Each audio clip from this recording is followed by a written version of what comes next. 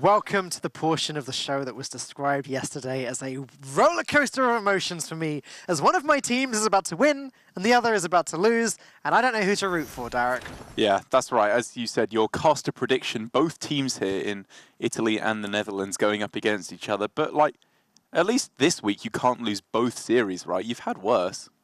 Have you lost both series? I don't think I've had worse, but worse. Just my imagination. Getting a bit hopeful. Worse is definitely possible. This is my match of the week. Everyone else's match of the week is coming up next. Yes. We have the winners and the runners-up from last year. But for now, Netherlands versus Italy. Let's take a look at the lineup of players for this series. Italy, Skak, Turner, Meliador, and Paul8 against the Netherlands. Tyler, Tice, Mitsahide, and Theo. Derek, which team do you think is better set to win this one? I mean, just looking at it on paper with the caliber of player, you have to put Netherlands ahead. To be perfectly honest, while I have a lot of respect for Italy and I like a lot of the players actually that they have on their team, the Netherlands has so much tournament pedigree. Every single one of their players has competed at the absolute top level of competitive Hearthstone for some years now as well. These are no, newbies to the game. They've been knocking around for a while, whereas for Italy, as is always said, but I believe it's very true, they're still on the rise in Hearthstone. They have not actually, I think, had for the longest time the respect, the tournament prowess, or even the good enough players to actually fight at the top level of Hearthstone. But with Turner's recent performance at Summer Championships, so nearly securing his spot at the World Finals later on this year, as well as Paul8 doing well at DreamHack Summer, being a practice partner to a lot of other good players, they're very much on the rise, so I would not be too surprised to see them win either. So to which team do I root for, Derek? You're not really giving me anything here. I can't tell you, mate. I need someone to make my decisions for me. Only you can do this. Let's take a look at the picks and bans. Maybe they'll help me out here as we see Druids banned first and foremost, which probably means, yep, Rogues picked next. That's, I think, the first time today. Yeah, and I believe that's Quest Rogue on Italy's side. Yes. No, Odd Rogue on Italy, Quest Rogue on Netherlands. Right, wrong way around. But again, if you are expecting a control lineup from your opponent, you go with the Quest Rogue. And Italy kind of repping a similar strategy in that they go for the Death Rattle Hunter as quickly as possible so that they can target those slower control decks, like the Odd Warrior, which was picked up surprisingly quickly for the Netherlands. One of their first picks in the first pick phase, clearly liking its power against the aggressive decks. But even then, the fact that they banned away Druid from their opponent does make me somewhat question it because, again, Odd Warrior, a very nice matchup against the Malagos Druids. Let's see how it all falls into place. Take a look at the play order. Alright, so it's going to be Death Rattle Hunter versus Quest Rogue first, then Odd Paladin versus Shadowhawk Shaman, and then a match to look forward to. Paul8 versus Theo with the Odd Warrior Mirror. Okay, that's one that we feel a lot to say about, actually. Yeah, I often see people in Twitch chat spamming, they have a 5,000 word essay due in 10 minutes and they're just sat here watching Twitch chat instead. If you have any homework to do, an essay to write or something, I would probably recommend you do it while watching that series because it is going to go for at least an hour, and that is a Derek Brown promise. Yeah, and actually we have spoken briefly to the players on either side and sort of talked to them about, what do you think about the coming series? And on both sides, Netherlands and Italy have both said to me, enjoy casting the Odd Warrior Mirror. And we sort of said, well, what's the breakpoints? How do you think that one's going to go? And they've given us some stuff, but they have all promised us that will be a long game. In the meantime, though, Death Rattle Hunter versus Quest Rogue. Not a matchup we've seen all that much of in the Hearthstone Global Games so far, but we would have to give it to the Quest Rogue slightly, I think. Yeah, it's somewhat of a difficult one to evaluate because obviously, traditionally, every kind of Hunter deck will have done very nicely against the Quest Rogue. You're usually playing, in the quickest versions, a super aggressive deck. And even in the slowest variants, it was still very aggressive starts you could get off to with like Spellstone or mid-rangey hunters, still spamming the hero power every single turn for a lot of damage.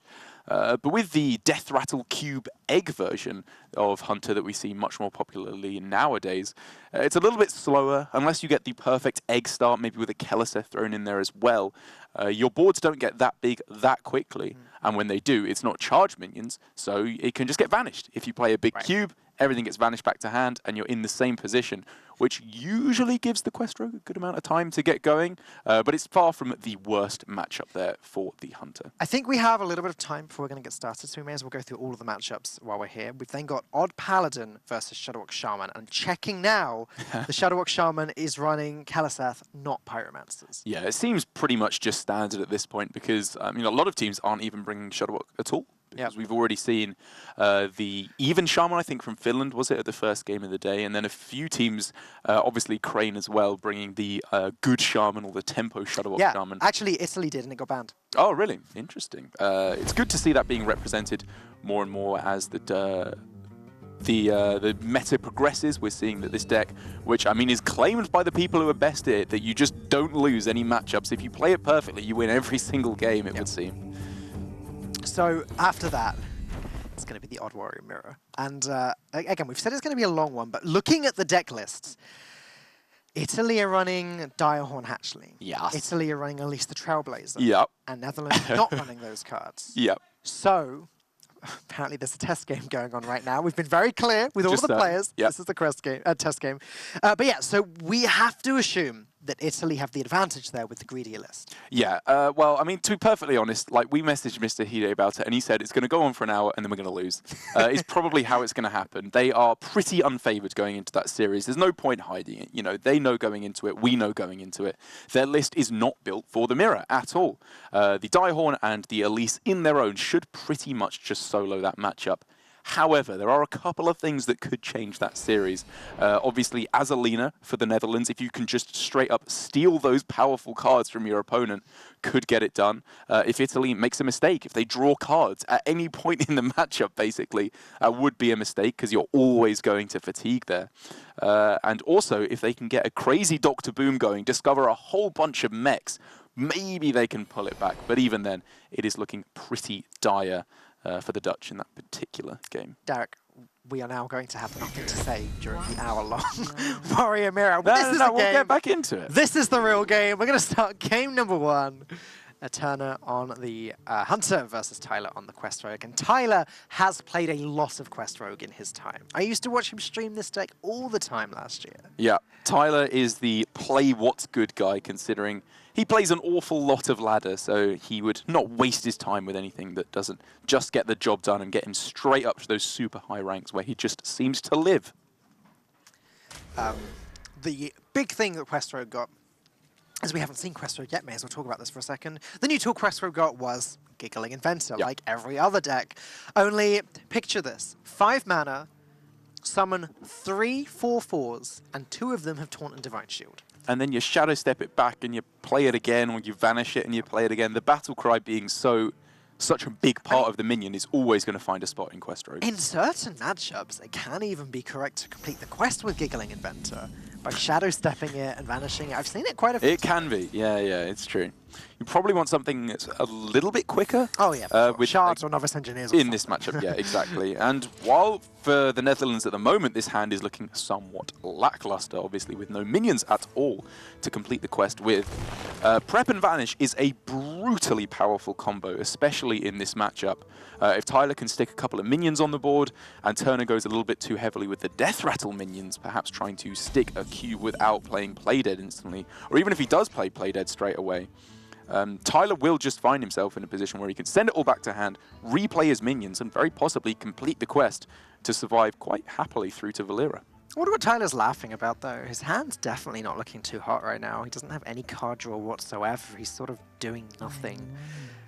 Italy did just lose a Giggling Inventor with that tracking, drew the other one. But he's probably okay with that. And like you said, this hand is looking kind of lackluster for Tyler, but when you basically start the game with 3 cards when you're going first, because one of them is obviously the quest, you know, your hand is very often not going to be looking great. Like, how good can a hand look before you actually start drawing to some of the more impactful cards later on, or some of the combo cards where you can make them work together? As Italy here quite happily just digging and digging and digging, trying to find the egg, I suppose, trying to find Kalaseth as well. These are 2 cards that Italy do not want to be getting rid of. But I would have to imagine, yeah, Egg is the pick, because on next turn, if they can go Egg, coin, play dead, and then flanking strike their own Egg, and then play Giggling Inventors, get it all thrown down onto the board as quick as they possibly can, that could be a pretty powerful way to start things off. And that's exactly what they need to do to get this matchup. They have to kill the quest very quickly, because again, we can see here for Tyler, he is starting to get the pieces he needs. He just doesn't have any card draw yet. There's no Novice Engineer. Well, how much card draw like actually is there in the deck that you could hit? It's like Mimic Pod and That's a good question. Novice Engineer. It's pretty specific cards you're looking for to actually get draw going. Elven Minstrel is also a big one, yeah. right? That's so important with a hand like this Yeah. to actually start drawing these key tools. But even then, I don't even think that's necessarily the best draw for him at this point. It's something like getting duplicates. Like if he can get another Wax Elemental or another Vicious Scalehide, get them to stick on the board, and again go for that Prep Vanish. Those are the plays he needs to be making. But on the other side of things, Italy now have a 5-5, and there's no way of freezing it. A little smirk there from Tyler as this started happening. He knows he's got no tool yet to put a stop to this. I guess he just has to slam the Novice Engineer and hope he gets something good from it. Yeah, you really don't want to be going for Prep Vanish quite yet, especially when you're only sticking a Wax Elemental. Like you say, draw through to those more options. So he could Mimic Pod next turn and vanish the turn after. But if he's going to vanish on turn 6 anyway, maybe he may as well prep out the Mimic Pod. I don't think so. I think the flexibility of being able to go Prep Vanish is so powerful. And also the fact that you can go for just Prep Quest on turn 5 is also the swing you need. Whereas at the moment, this hand is, you know, it's not nothing. You don't need the Mimic Pod right now.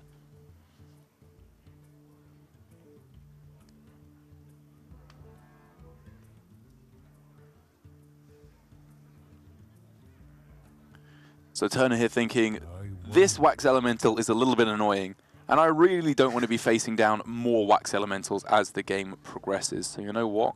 I want to kill this in some way, but how he goes about that is a little bit more awkward. Or if he even does at all, actually, he doesn't have to kill his opponent here, or kill his opposing Wax Elemental here, as a self-flanking strike is something to consider just to get an extra 5-5 on the board.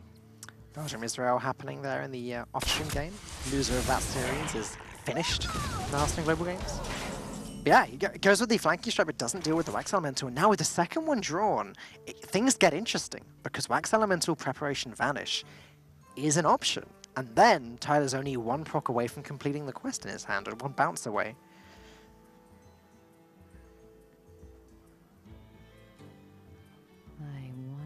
But is it too soon to vanish? I guess that's the question.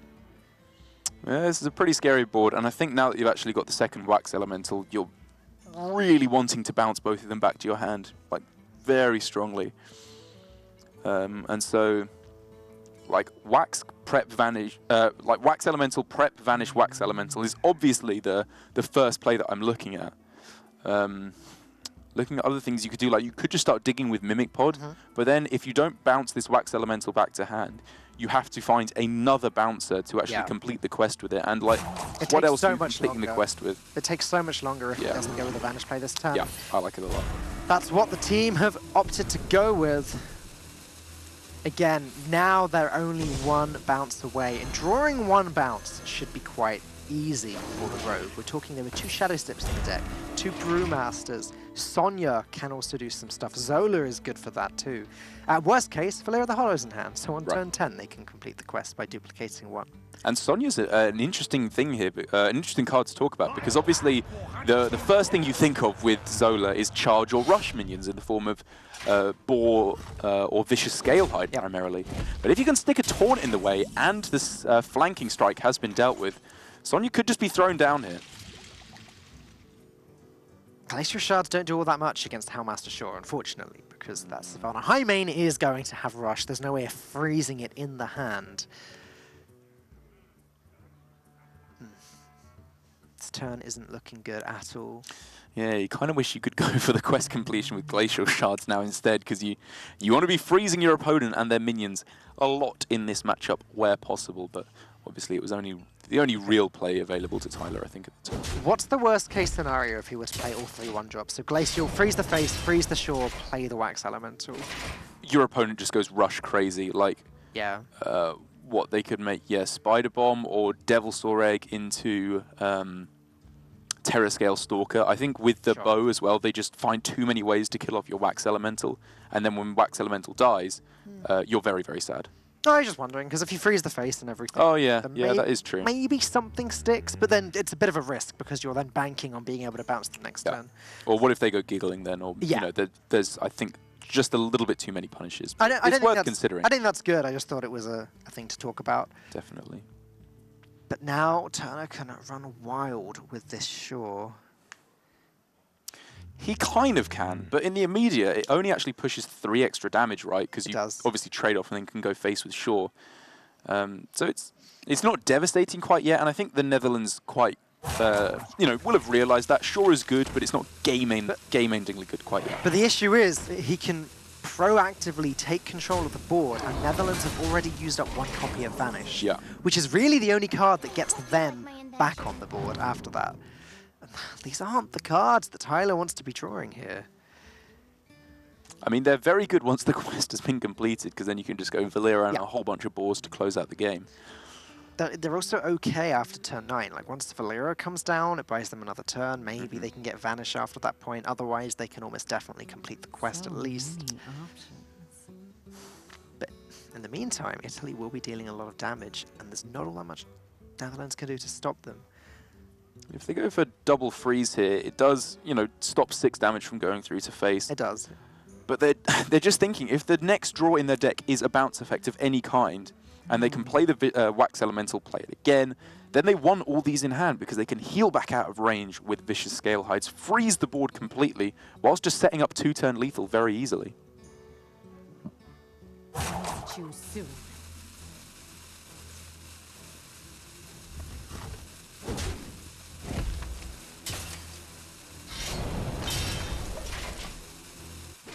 And they're just chilling here because they know if it does end up that their opponent, or that they draw a bounce effect as the next card, they just don't want to be playing these cards. They need them for after the quest.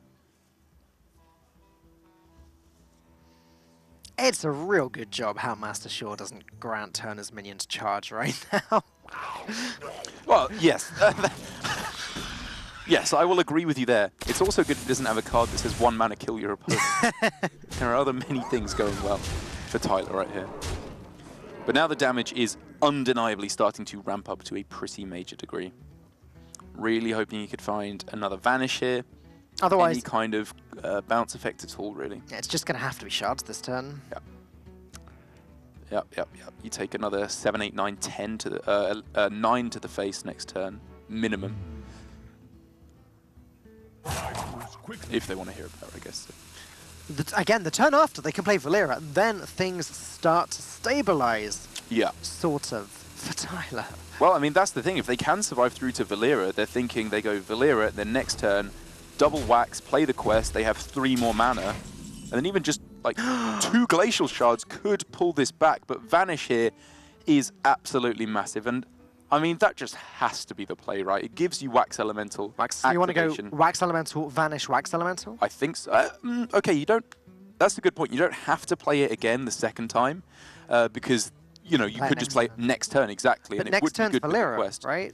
Not necessarily. Or do they want to Vanish after Valera? This is where the complexities start to appear, because vanishing after Valera can give you such this huge swing back onto the board, whereas at the moment, playing Valera is a massive tempo loss because it lets Turner put more stuff down. Well, that's what I'm saying. They just don't have to play Valera. Right. Once they've done quest, like Valera is for way later on down the line, or Valera is for like the control matchups where you will run out of stuff. You don't have to play Valera. It's still quest rogue. You can do disgusting things here. Like, even next turn, if you just go, quest and then 5 1-drops, that's just absolutely nuts. I think ultimately the point is, by playing this Vanish this turn, what Netherlands are saying is that, okay, we can't play Valera this game. We are just going to win conventional quest rogue ways, and they have a very good shot of doing so now with this quite incredible hand. Oh, and that's not a bad mill. Yep, you're quite happy to see old King Crush go.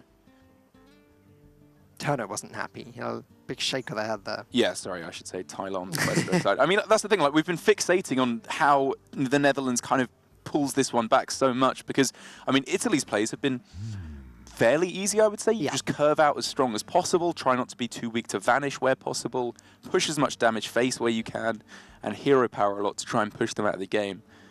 But yeah, clearly with double vanish, that gets significantly more difficult.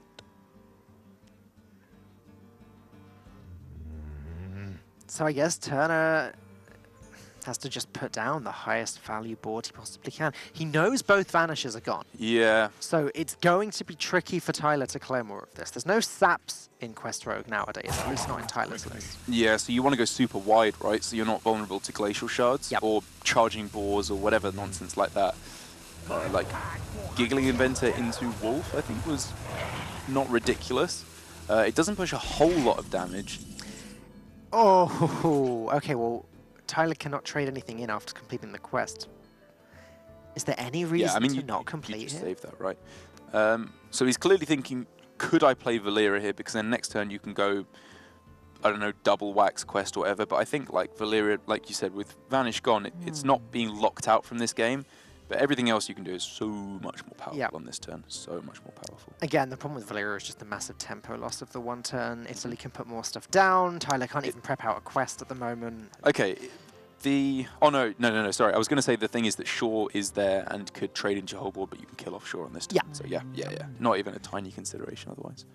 They're just really wondering how you can, how do you sequence out your threats here? What's the best way to make sure you're trying to set up two-turn lethal where possible? Only 3 mana to spend, so it's going to have to be Scalehide plus Stone to Spore to deal with the Shaw. Yeah, and or double bore. Tyler here is realizing that's what you do. You have to kill off Master Shaw here because that's basically the one way you lose at this point, I think. He can even freeze the Wolf, or the face even. It doesn't particularly matter which way he goes about this.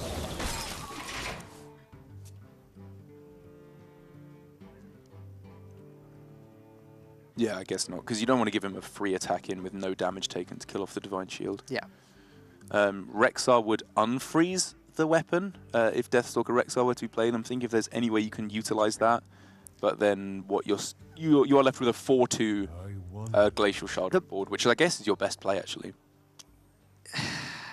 Yes. Like, what else do? You just kind of die. So Rexar's Battle Cry would go first, then the weapon would deal the 1 damage, pinning down 3, and then the Wolf would finish it off. Yeah, okay. Well, that does work. Yeah.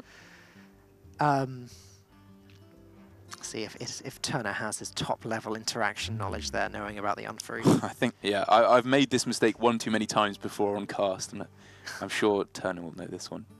Being kind of the flagship Italian player, I think, at the moment is fair to say.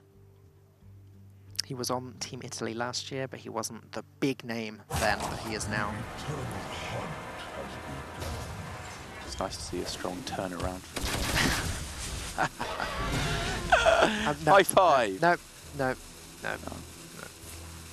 Damn it.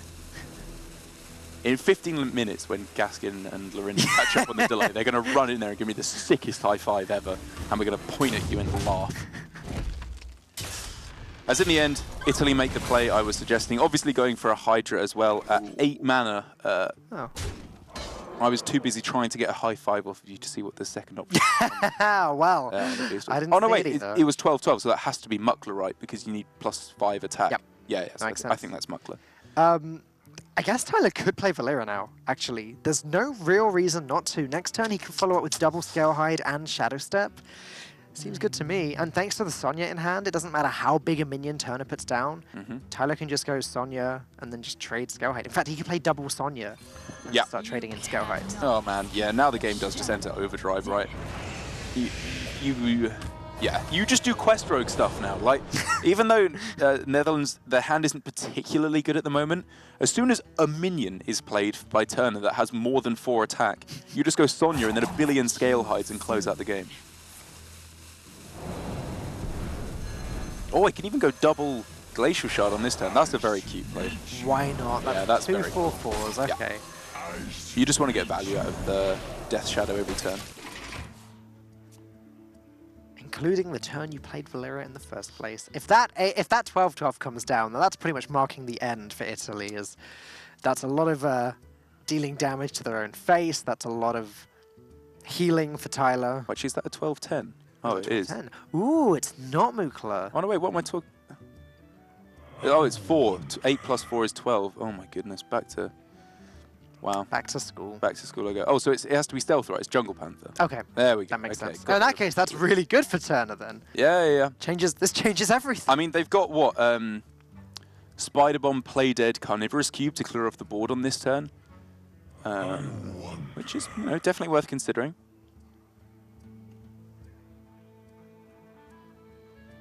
But you kind of want to be using your Carnivorous Cubes and Play Deads on something more valuable, really.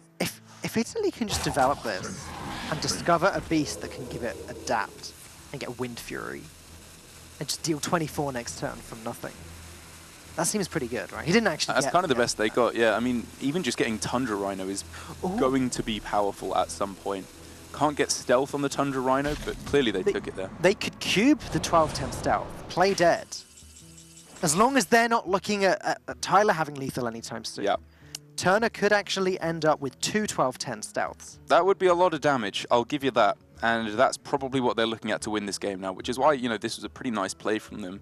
There's a lot of counterplay from that from the Netherlands, if they can find that. Giggling Inventor primarily, as well as just Boars. If any minion is played, Vicious Scalehide can just go bup, heal them way back up. Yeah.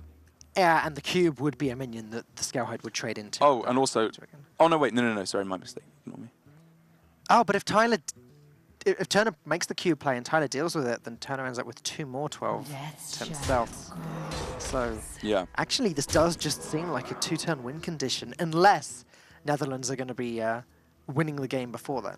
And they're pushing forward a huge amount of pressure here. They are, yeah. They can load up, what, 4 more 4/4s on this turn if wanted. They should probably play stuff. Yeah. They're definitely playing a bunch of stuff here. Yeah. You probably just save back the Sonya, I guess, because you want to Sonya some Vicious Scalehides next turn, heal yourself back up. But here, yeah, it looks like your opponent's got, what, lethal. 20 damage on the board. Yeah. So you have to play Giggly Inventor this turn, which means you can't go Cube Play Dead unless you go... Even if they trade into a 4/4 and go Cube Play Dead, it's still lethal? Spider Bomb. So you can go Spider Bomb and then Play Dead your Spider Bomb. Ooh. And then Cube your Hydra. Wishwood Grizzly has got to be worth considering here. It's a 3/10, which means the minions don't trade into it and die, so Sonya wouldn't get value. Wishwood Grizzly plus Giggling Inventor. I mean, Giggling Inventor's just kind of better, right? Like, they have to attack into it. He can play both. Oh, yeah, sorry, yeah, you could play both. Not sure how good a job that does of winning the game. However, if they're defending this... Nope, he's going to go with the cube play and the Giggling's okay. The problem with this play, though, is that it doesn't actually put the stealth on board. Oh, but next turn, they can play Dead and the zombies that gives them charge. Ooh. And that's, what, 24 damage? Yes. Which means that Netherlands here have to heal up for 15 if they don't clear off the entire board, which they kind of won't, actually. And they don't have any taunts. Can they... Freezing the cube doesn't make any difference. No, it doesn't. I cannot... This plan from Italy is absolutely sick. They're not... Oh, are they dead on this turn? Double deckhand. Oh, they are. They're just dead. Oh, God, I got so close. That was such a cool plan coming out there. Look how frustrated Turner looks about Turner this. can see it. He knew how close he was to winning that game, and it was such a cool plan as well. Oh, man. Oh, oh, Turner not happy about that one bit. Okay, so for anyone that wasn't keeping up there, because that got a little bit meta, the cube had the big minions in it, 12 10s with stealth. Next turn, Turner could have played the Tundra Rhino, giving all beasts charge, played Dead on the cube, summoning 2 of these big 12 attack minions, and that would have been 24 damage straight to the face. That was a guaranteed lethal next turn. And you could see that. Turner knew how cool of a plan he created there to push everything through to face with a whole bunch of burst damage. And if it hadn't been that exact draw for lethal for Tyler, or maybe, I suppose, the the giggling inventor to protect himself. That would have just been game over. But that was not a happy Italian man. Let's take a look at what's coming up next for Italy versus the Netherlands. It's Meliador on the odd Paladin versus Mitsuhide on the Shadowwalk Shaman. And we think this matchup should probably be Paladin favored. The Shadowwalk Shamans aren't tending to run Wild Pyromancer anymore. This one certainly isn't. So it's difficult for Netherlands to keep up with the aggro, as we saw from the rather interesting game with Germany earlier, where they were able to, South Korea were able to take the win against Germany, thanks to the Leroy and all of the little bits of damage, but it did get quite close. Yes, it did. And I think this matchup is going to be a very interesting one. I love the matchups where it's control against aggro, but you don't have the liberty to just go removal crazy every turn. Like if you just play Lightning Storm on a measly little board and then Volcano and yada, yada, yada, throwing down all your stuff, you're going to lose, because eventually they will redevelop the board, they will play a level up that you can't deal with. And because Shadowwalk Shaman doesn't have the continuous removal to keep killing stuff off through the use of like a Scourge Lord Garrosh hero power that you do in the Warrior, say, for example. Unless you're very careful with your removal, you will just be kind of outvalued in the mid-game. Yeah. You know, Derek, I'm really interested in Shadowwalk Shaman at the moment. Traditional Shadowwalk Shaman, not new mid-range Shadowwalk, whatever you want to call it. Yeah. Because I feel like all everyone's done with this list is they've thrown Electra and said, yeah, this card's obviously good, put it in, done. But I feel like there's got to be some creativity somewhere that we haven't seen yet. I mean, okay, it's a bit of a meme, the 5-mana 5/5 that puts a bomb in the opponent's deck. I kind of like the idea of it, though, just because, unlike Life Drinker, its stats are good.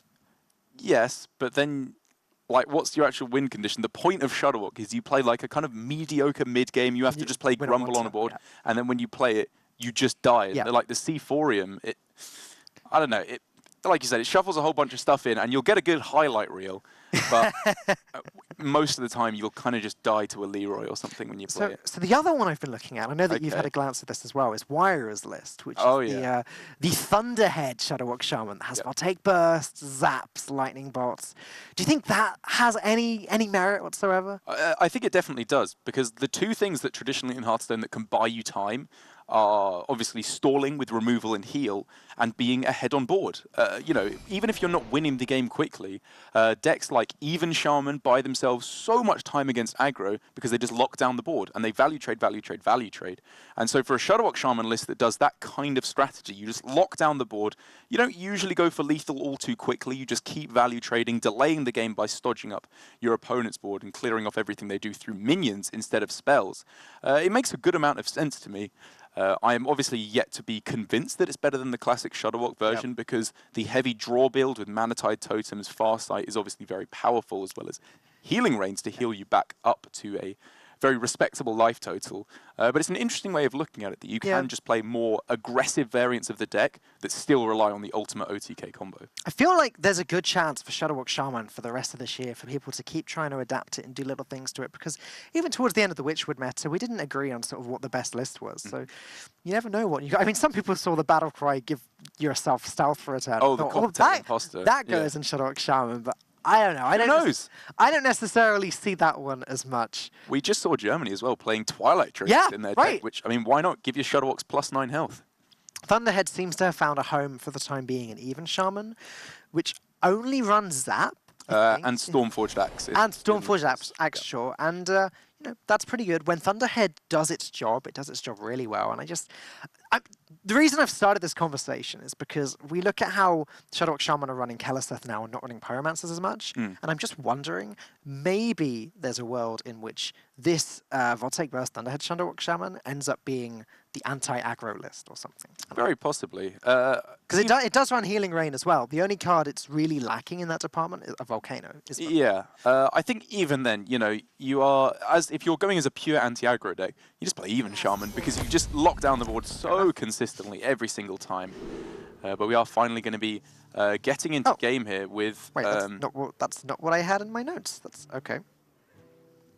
Very possibly a Falcone-based error, perhaps there. No. No.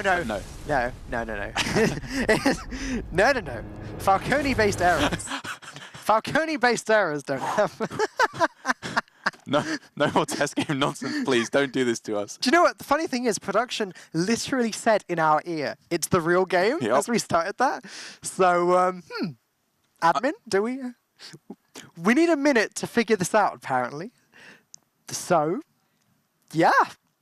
Why don't we go with a discussion of the actual matchup that we've got coming up? Okay, We believe to be Odd Paladin versus Shadowhawk Shaman. Shadowhawk Shaman versus Odd Paladin. I hope. I'm pretty sure it will be, given the bans that we've been given.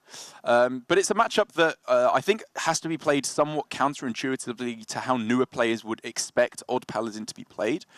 Because obviously with most aggressive decks that you've played throughout Hearthstone's history, if you just get a bunch of 1-drops, you're usually going to keep it. You can stick an early board, lock down the aggression early on, and be in a pretty good spot. However, against these kind of slower decks, most of your 1-drops aren't doing enough, actually, because if you look at most of the cards in Odd Paladin, they don't do much damage a lot of the time. You just go wide on the board, you have a load of 1/1s, and until you hit cards like Fungalmancer, Level Up, a Raid Leader to an extent as well, you're not doing much damage. So those are really the cards you're looking for in this matchup. I think the buff cards that make your wide board, which you get every single game just because of the hero power, actually do something. You need to really start killing your opponent and make them use removal on boards they don't want to, or they get level upped. It's funny because for a little while, once Boomsday Project came out, players were trying Warbot in Odd Paladin.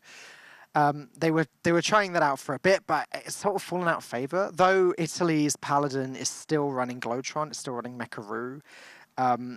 I guess the magnetic synergy just didn't quite make the cut in the end. Yeah, I mean, the thing that people were saying with Odd Paladin at the start, with all the cool new cards, is if it doesn't make a wideboard or buff a wideboard, it probably doesn't have a spot in the deck. Like, people are going back and forth on Stonehill Defender because it doesn't really do either of those things. It's kind of more of a late game value card, which, even though Stonehill Defender is kind of objectively a better card than Raid Leader, it doesn't do one of the two things. It doesn't make you a wideboard or buff your wideboard, which is all you really want to be doing in the deck. So I'm somewhat unsurprised to see most of the new cards being phased out, especially with the mech synergy. But for some of the time, when it's cards just like Glowtron that are just kind of better than Diamol most of the time, you are generally going to be in a good spot to play those mechs, I think. Okay, to confirm, this is Odd Paladin versus Shadowhawk Shaman. Yes, we're into it. I believe the wrong deck was queued by one of the players previously. Yeah. This is now the real game. Completely certain everyone's on the same page here. Yeah, okay. We are indeed. As for the Netherlands, they've got a decent little hand to be moving forward with. Chain Gang to make some value trades with your opponent's little weenie minions is nice. Mind Control Tech is kind of the premier anti-aggro card at the moment because most of them do have to go kind of wide. Zoo in particular is what I'm thinking. And everyone runs Giggling Inventor, so Mind Control Tech's just good right now. Yeah. Against Odd Paladin, it does get a little bit worse because most of their board just sucks most of the time because it's just a bunch of little 1/1s. But if they do find cards like Level Up, then going for something like Mind Control Tech into Lightning Storm becomes a really big swing turn.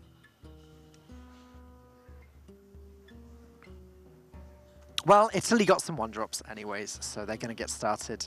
Now, 1-drop into Hero Power is about as good as it can get, and actually, until the Mind Control Tech, Mitsuhide can't really do anything. Well, I mean, it's Shadowhawk Shaman. What are you really expecting to do early on? Like, you could have gone Glacial Shard here, but that's not very good. Guess, well, Keleseth is what you're looking for. Lightning Storm and Keleseth are the kind of two key cards that I can think of anyways to try and keep the Paladin off of the board at the start of the game. Fair enough. As for Meliador on Italy, Team Italy here, very nice, easy couple turns. You just load up the 1-drops. The Righteous Protector, I mean, the only real reason to go for that now would be if you had a Blood Knight in hand, because the taunt doesn't do anything yet, so save it for a point when it does. And then again, for the Netherlands, still also just very easy. Just loading up to the real important turns in the game when Mitsuhide needs to decide how he meters out his removal. They have drawn Lightning Storm now, so that is that'll help. And they've got Mind Control Tech, which I expect to be thrown down on turn 3. Let me think. Do you think? It's really not very good, but I guess, well, if it's Righteous Protector Hero Power, half the time, or sorry, 2/3 of the time, it's not very good because you just get a 1/1. But even in the worst case scenario, then I guess you've killed a 1/1, spawned a 1/1, and Mind can play the 3/3. You just the reason I think that's swing. worth considering at least is because it's the swing. You get the tools to start to actually fight off this board. Meliador's got without using up any of the valuable tools. I mean, you could definitely argue Mind Control Tech might be better later on, but usually the board will be full of 1/1s anyway, of some description. Meliador ending up going with the weapon here instead.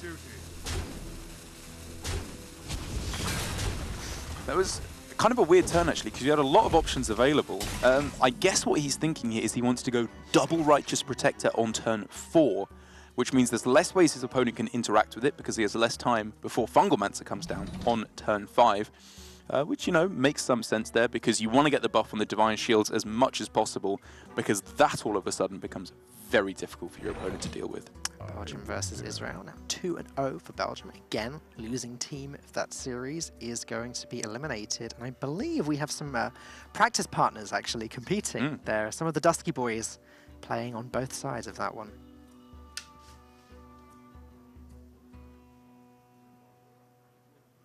I wonder. So I'm looking at the Saronite Chain Gang now. Because Coin Saronite Chain Gang is fine for the time being. There's no Fungalmancer, there's no level up coming quite yet. The problem is, do Netherlands want to use up the coin? They're going to go with the MC Tech, plan A. Okay. I guess they're thinking they want to save their most powerful cards for the follow-up until after the removal, because if they can go Lightning Storm, then go for the Saronite Chain Gang, they can, you know, lock down this board very, very hard indeed. The light dims, but we fight. Now, due to the Netherlands' very slow play, only having played one card from hand this game, Italy just going, right, you're probably clearing this board anyway because it's going into our turn 5, so let's just load up on cards, get ourselves some strong follow-up. And I suppose if they don't clear here, they're just quite happy to go with a Fungalmancer. Yep, I mean, even a Lightning Storm isn't good enough to prevent the Fungalmancer play next turn, so things are looking good for Meliador for the time being. But then, I guess, if you're afraid of that, you can go Sandbinder, because it's kind of the weakest in terms of stat lines. Sandbinder looks absolutely fine to me now, because Italy only have 3 minions on the board. Like, worst case is Fungalmancer, and is that really that bad? Oh, really? You can then follow up with Lightning Storm, I suppose. Maybe even a Volcano, but I think that's probably a little bit of an overcommittal of resources.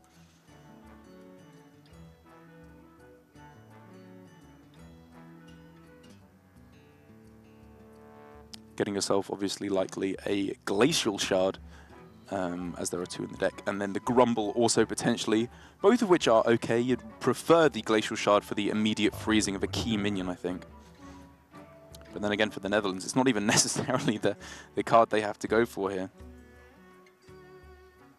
I mean, even just, like, I don't know, all of Netherlands' 4-mana players looked fine to me there. Like, dropping Saronite Chain Gang, fine. It does mean that the 3/3s value trade into everything. I think that's why I prefer this. But this is fine. You get the, as you said, you get the Glacial Shard. And Meliador's play here is probably going to be pretty obvious, unless I'm missing something here. Can't quite get that Corridor Creeper down to 0 and still play the... Well, he could. He could actually trade both 1/1s in, and then Fungalmancer, the minion that comes from the Death Rattle, and the Divine Shield, trade the Divine Shield, and then get the Corridor Creeper, if he really wanted to do both this turn. It is possible. It's not bad, actually, hey? You are then playing quite a lot into a Volcano, like that's a lot of resources. Yeah, and you no longer have the Death Rattle, so it would be a full board clear. But again, definitely worth considering. But by the same metric, Meliador wants to take this with as many hero powers going in while he's not behind as possible. Like Blood Knight hero power would not be the most ridiculous thing here ever, because you get in another hero power, get a nice big Blood Knight as well. But in the end, he's just going to be going with the smorkiest of plans here instead. Ooh, no good this turn, but... Due to the 1/1 trading in as well. Yeah.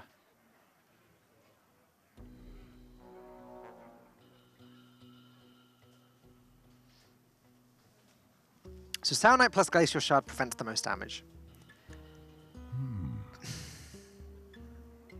But it doesn't really do all that much for the board.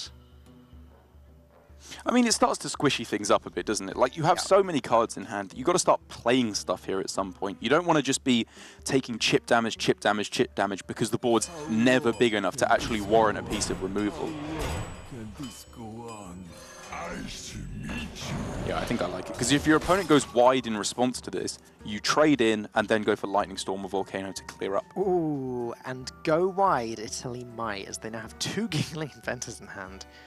It's got to be tempting.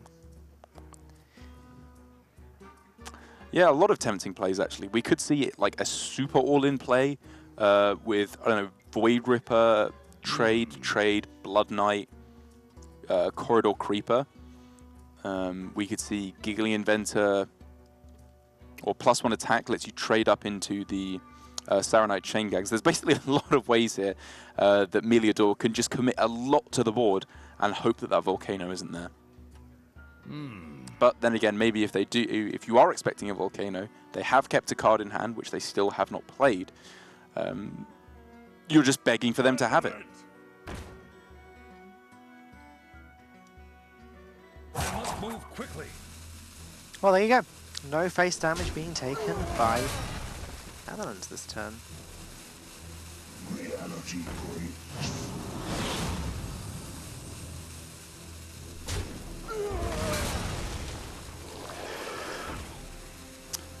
Going in here as much as possible, whilst also playing the Void Ripper to buff up the health on the Mekaru. Right. Means after trade, you have 8, 10, 14, exactly 15 health on board? I was just staring at the board, trying to work out exactly what that Void Ripper achieved. Obviously, I mean, it buffed up the health, didn't right, it? It Void makes Ripper it survivable. plus the Guild Recruiter is, yeah, it gives everything an extra health. But there you go, Volcano does do the thing and clear the board. So I do actually kind of wonder here from Meliador if he just thought this is a lot. This probably survives in some way because he committed a lot there. It probably would have warranted the Volcano, even without the Corridor Creeper, I'm going to say. Yeah, I mean, that's not really how you tend to play in tournaments, though, is it? Like, they will have, someone on the team will have counted exactly. Yeah, no, you're right. You're right. And unless there was a mistake there, which there may have been, I don't know, that's strange. Anyways, I mean, even then, like, there was no guarantee that there was a Volcano there. Maybe they just say, if they don't have the Volcano, we win the game on the spot because we push so much damage here on the following turn. But if they do have it, you know, Meliador is still in this game. It's not like he's just been completely blown out. He's got double Giggling Inventor with the Blessing of Might, can protect his minions while pushing a lot to face. He's also got the potential to make 5 Divine Shield minions for a Blood Knight, which obviously is unlikely to work out that way, but it's a lot of damage.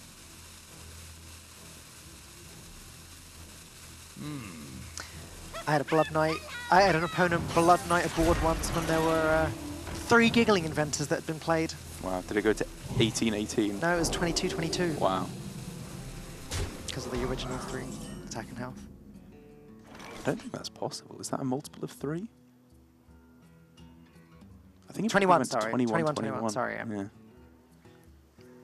Well, I don't know about you, Dan, but I'm feeling 22-22. You're feeling 21-21, actually. Oh, sorry, my We mistake. established that. As Netherlands here, just going again for the mind control tech, and we could see here a Zola the Gorgon on another mind control tech. I believe the third mind control tech that would have been played of the day so far. That's not bad. Here at HGG, which yes, it does clearly telegraph to your opponent how to play in this matchup, because they will simply trade off every time they have more than 4 minions on board. But even by that metric, maybe they can't do that. Maybe they just have to go wide on the board, make a whole bunch of rubbish stuff, and hope that you steal something bad. Something that we should start thinking about as well is that Shadowwalk, if drawn, could just be game-breaking for Italy now, because mind control techs, sure, there's been a Saronite played, there's a Life Drinker in hand, there's a Zola and a Grumble in the hand as well. Shadowwalk himself is close to just winning. But in the end, the players coin into Lightning Storm because they're clearly thinking here, there was 5 damage on the board there, I believe, which is quite a lot coming through. Leroy would have been very close to lethal, like a lot of damage there, or even a Weaponing 2 or a Fungal Mancer. That was a lot of extra damage that could have just closed out the game. But arguably, a little bit of a liberal use of the Lightning Storm there, as it is their final board clear. What's interesting about this now is that Netherlands can actually play Zola and MC Tech next turn on turn 6. If it's not cleared. If it's Which it's not unlikely cleared, which to it be. probably won't be. Yeah, And good point. Meliador won't be playing around it. Yeah. Because the Zola hasn't already come down. So you could argue that is an advantage to not playing the Zola. It doesn't telegraph this future play. As we can clearly see, the board going nice and wide here for Italy, while the play is still available. It's Hex. The play is now Hex. For Zola the Gorgon into MC Tech. Oh no, wait, yeah, exact mana. If you wanted to go for it, you could just take the 25%. Yeah. But yeah, I definitely think you're going for the Hex here. You're not in that bad of a position where you have to make those truly desperate plays. Isn't that just 75% to lose the game on the spot? Well, you get a taunt, but oh no, wait, that's... Or a 2-1. You're not dead. You're not instantly dead, I think is the thing to take away from it. But I still definitely agree. Hex is the play. It was mostly a meme I was suggesting, I thought. And on the follow-up, the turns start getting an awful lot better, actually, for the Netherlands. However, that is a ramp-up in terms of damage for Italy. 4 damage now, 8 after the Fungal Mancer, and not only the immediate damage being represented by the Fungal Mancer, but also the far more sticky board that you can throw down. Just say to your opponent, you've had the Volcano, you've had the Lightning Storm, but can you deal with this? You could even double trade your Annoyatrons to play around exactly Zola into another mind control tech. Or just, sorry, kill it off with the 2-1 again. Or just Shadowwalk. Shadowwalk played next turn would also... That's also true. Yeah, yeah. Killing off the mind control tech is probably the right way to go about this. I mean, we've got Zola into MC Tech, Grumble into MC Tech, all as options next turn. As well as, I think Netherlands did actually target their MC Tech for like a second with Zola before they put it back to their hand. Right. Which might give Italy the information that it's there, as they do kill it off, which was not necessarily something that they had to do there. Reporting for duty. So, is Sour Knight Life Drinker enough for Mr. Hide to survive? Yes, it is. Just about. You considering... You're then at 3 health? You considering Electra into Farsight or something? Leaves Mitsuhide with 3 mana, but 2 cards that were both discounted by 3. Yeah. I mean, second Lightning Storm would be good. You can then... well, you could still play the Volcano as well, I believe, because it would cost 2. A Healing Rain would be a good draw as well. There's actually that many bad draws. However... But then what if you miss? Yeah. Also, if he was to just go for Saronite Chain Gang, he doesn't have to go Life Drinker on the same turn. He would still be alive at 3 health. Ooh, that's assuming there's no buff in the opponent's hand. Which is risky, I will give you that. And... oh, sorry, at 2 health, even at 2 health. Meliador is running Leroy Jenkins. Yeah, you die to any maul, then that's just too risky to go for that. Shock's not bad at all. It can nerf back one of those Annoyatrons. Yeah, you're either looking at one of the Annoyatrons or the 1-1. Yeah. I guess this just kills off more damage, though, right? Yeah. Yes. Taunt Totem is what you're looking for as well. This is starting to look somewhat more salvageable for Mitsuhide after a perfectly timed Fungal Mancer from his opponent. And Mekaru is not what you are looking for to turn up this damage now. Only 1 damage can go to face this turn, I think. Yeah. Which is pretty bad. Does now mean, however, for Mitsuhide on the Netherlands that Electra Storm Surge into the Farsight is no longer a play. You have no spells whatsoever to combo with the Electra. However, having saved that, as soon as you do find a Healing Rain or a Lightning Storm, it becomes completely busted. Yeah, Netherlands are looking pretty weak at the moment, though. No card in Mitsuhide's hand is going to be doing anything to this board. His best bet is just Life Drinker Grumble or something, and that's not looking good. Something like a Hagatha here would be huge. Or as you said, a Lightning Storm or a Healing Rain to combo with Electra would be even better. Yeah, that's definitely what you're looking for. Full clear apart from the 1-1 here for a Hagatha, or Lightning Storm, or Healing Rain, or Shudderwalk, which I think you would just play at this point for the double mind control tech ability. Is that even good enough, Shudderwalk? You're likely to get a taunt, right, aren't you, as well? double hex doesn't do anything, unfortunately. Hexing one minion and life drinker is probably good enough for this turn, but it's getting dicey.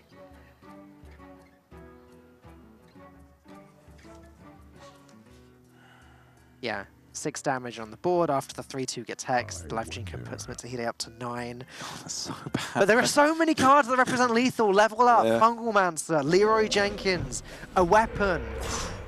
Ooh, the taunt does mean that he is at 5-6. He would be technically alive as it currently stands. Without the life drinker. You oh, I'm sorry, without the hex, I Oh, was sure, suggesting, sure. because you don't really want to hex a 3-2. But I think it's just so many things that you die to here, right, Yeah. that you have to do it. You still die to a lot of Yep. things, even with this play. Actually, Level Up is not lethal anymore, thanks to the Taunt Totem. I think it is, right? Oh, no, wait, it's one off. Yeah, it's one off. Wow. Divine Cleaver, also one off Ooh. lethal right now. That Taunt Totem was clutch. That can't carry back the game, though, for the Netherlands, though, right? I mean, Healing Rain Drawn does carry back the game, right? That's 24 healing. They will, however, have to be contending with a board full of 1-1s. Yep. And a Level Up will be drawn at some point. Yes. For which you need Hagatha. Right now would be... That's no good. I guess it's still lethal. Keeps you alive, doesn't it, because of the armor? Nah, because the Vine Cleaver's still there, and the 1-1 and the Death Rattle. You trade in Hagatha, you're alive at 1 health. Oh, right? okay, okay, yeah, no, you're right. Yep, you're right. You have 7, they have 6 damage, yeah. Oh, wait. Yeah, you can still trade in the 3-3. Yeah, yeah. Yeah.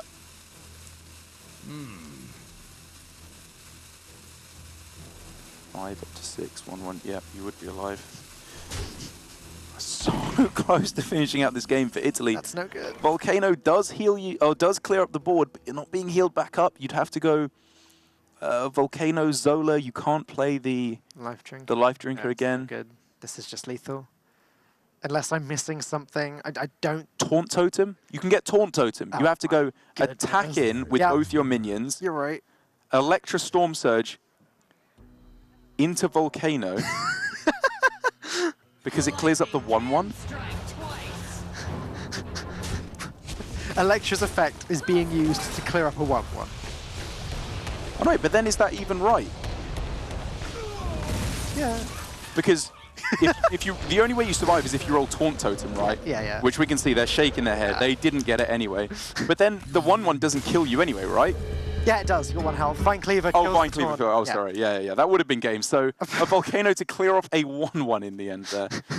A pretty funny way to end out the series. But as we see there again, Odd Paladin just through its continuous threats. I don't know what Mitsuhide was planning on doing the next turn, being overloaded 4 and not having any way of then defending himself from the Vine Cleaver on the 1-1s it spawns. So that was going to be a tough game from there. But yeah, we end the first segment at 1-1. Next up is the Odd Warrior Mirror. You don't want to miss that. We'll be back soon. It's the Hearthstone Global Games. It's Netherlands versus Italy, and it's an Odd Warrior Mirror. Derek, we have talked about this matchup a lot already in pure anticipation, but Pool 8 has the greedier list, and Netherlands have the less greedy list. Does that just mean Italy win? No. Probably. But not definitely. Like we said, to be honest, this will probably be the longest game we've had at the Hearthstone Global Games. I would not be all too surprised to see that. It is a matchup that will go to fatigue.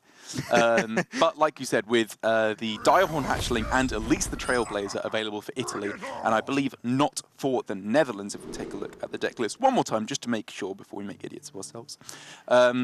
The extra couple of cards you put in the deck, the extra value that you gain, should give Italy such a big advantage, as long as they don't make a few basic mistakes that you can make in this matchup. Yeah, the brief notes for that are don't draw cards. Yep. And don't draw cards. Yep. If you've got a tax return you need to file, or you've avoided calling your nan for a while, whatever else. She might enjoy this matchup, actually.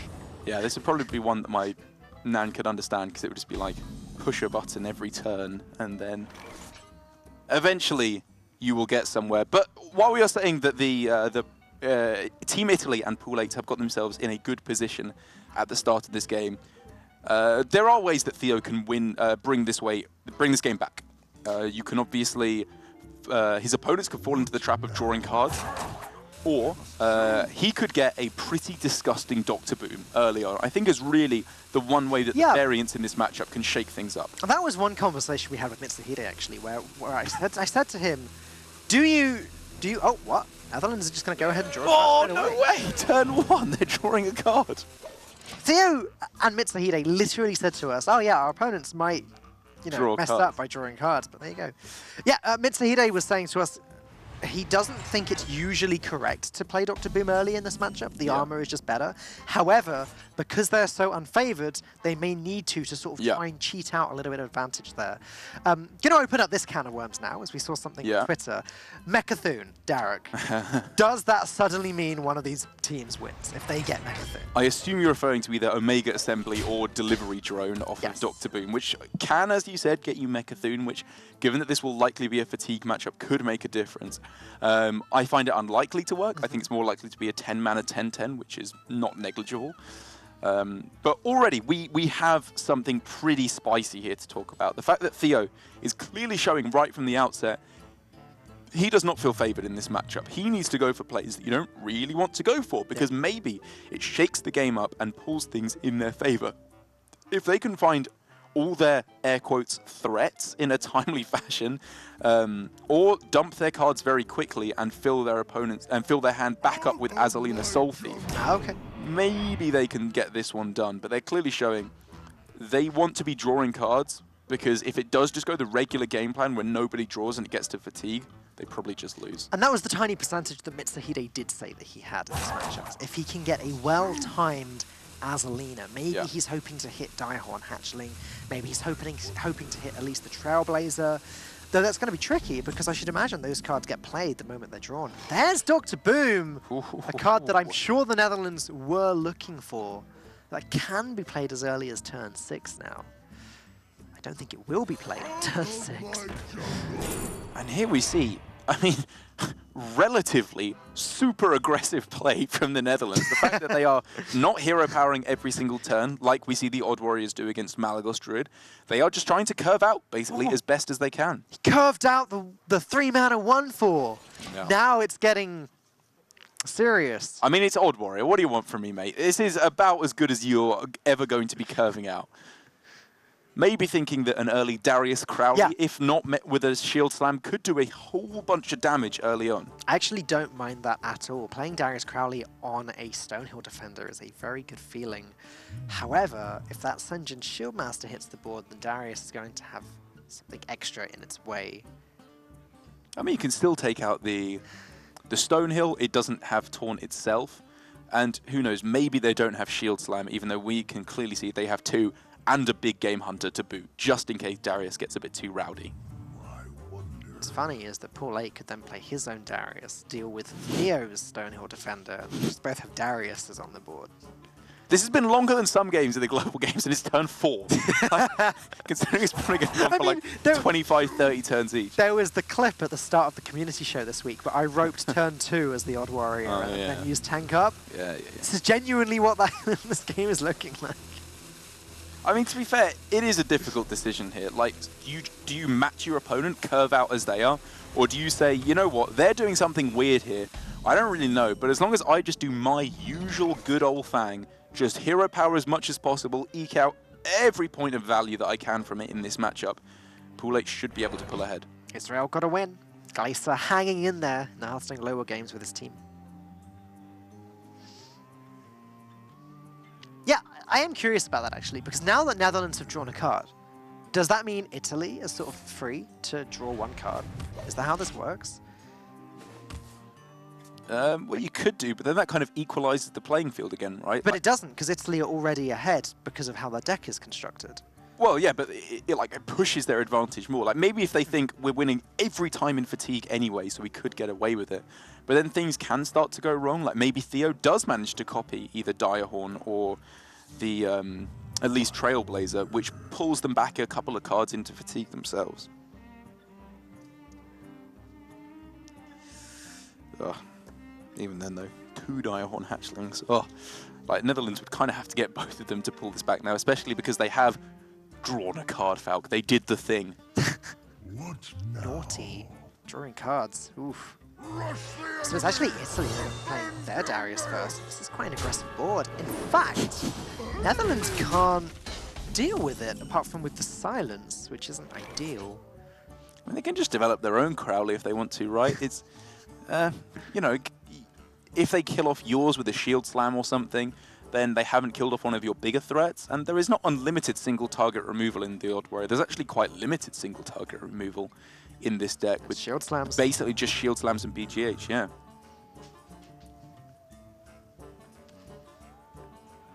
That Dr. Boom could serve as a lot of removal in its own right. Obviously, summoning the 3 microbots can be good. And also, Al, you really don't want to throw it on Darius Crowley, No. because if Italy play Direhorn and don't kill it off themselves immediately, it will get out, quite simply, because that's a whole extra card that Theo has gained them.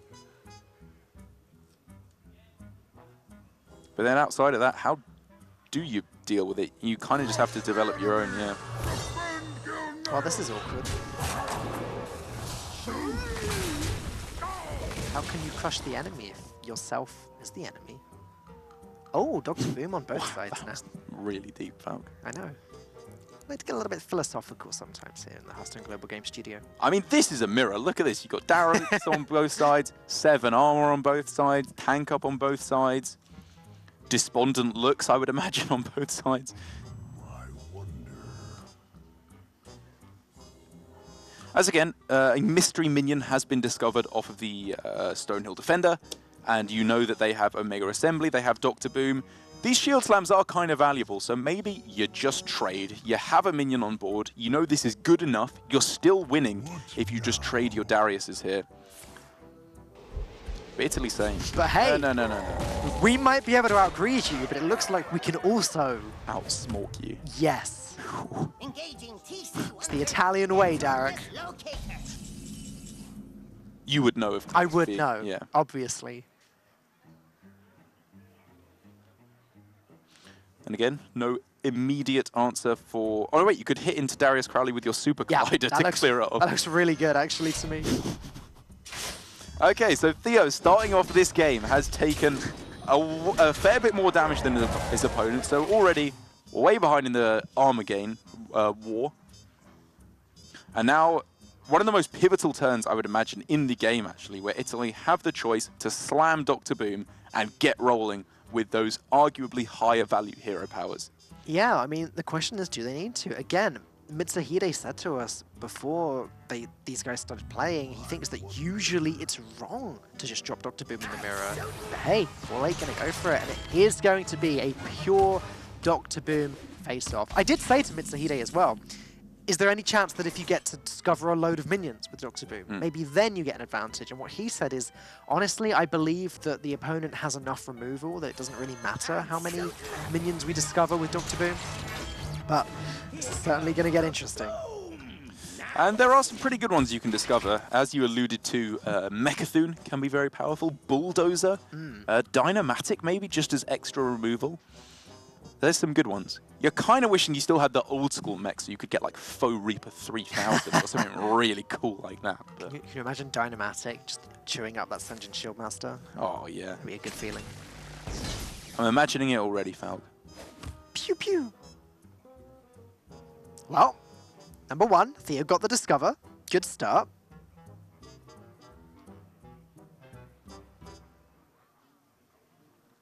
And again, off of that, you are looking for, I think, the big boys. I'm trying to think of any like weird tech mechs you could get. There's no mech Diehorn Hatchling or no mech at least the Trailblazer, unfortunately. Yeah, like Oh, he's shuffling. Celiacs could be good later on, I guess, Yeah. for the lifesteal, or... Oh, Paulie got the Discover as well.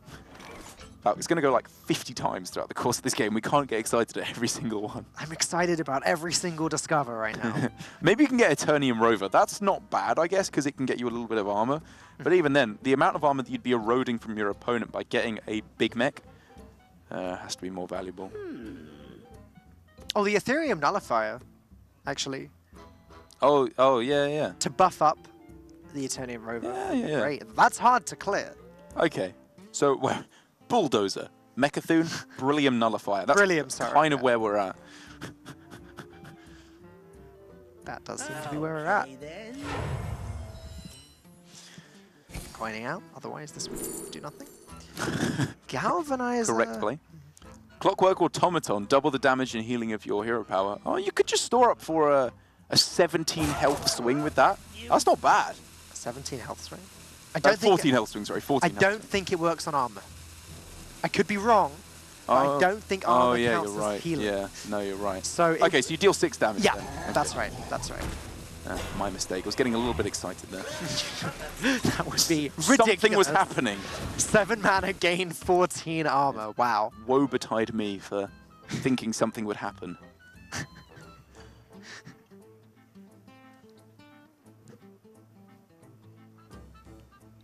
There's a nice, easy clear here in the form of Reckless Flurry here for Pool 8. You just destroy the entire board. That was a test, Falk. Oh. You didn't call me an idiot, so you did not pass. I was actually too busy looking at the Discover. I wasn't even listening to what you were saying. I'll be throwing them in through the cast to see if you can pick them up. Well, now I'll be listening. Yeah. It's the setup. Those weren't a good selection of Discovers, though. Neither player actually had a good selection of Discovers. I guess there are a lot of bad mechs. That's the thing. Yeah, there's a lot of ones you're not really looking for. Don't say it too loudly in front of Dr. Boom or he might get offended. But There's a lot of mechs that aren't bulldozers or mechathooms. Put it that way. yeah, I mean, even then, like, Bulldozer isn't actually good because you can't hero power on the same turn. I guess you can save it for when it's the Bad. Kaboom, like 1 damage to all enemies. Then you go for Bulldozer.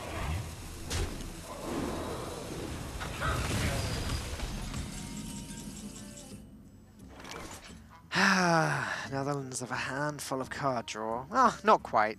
They don't quite have 10 mana yet, so Omega Assembly's out of the question for now, but Stonehill Defender's looking fine. Giggly Inventor's probably not so bad either. You get Rush on it, I suppose, which you can clear up the board, I guess, with your...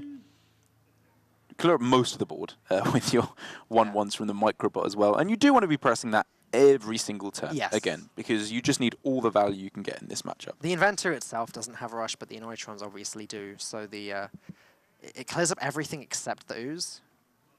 And I have to say, I am very glad that both players found Dr. Boom at the Yes, start of this me game. This too. is going to make this significantly more interesting than if it was just tank up every turn. Now it'll be tank up once every 5 turns. But super tank up. I'm just going to go ahead and play the Autonomon. Autonomon? What's the card called?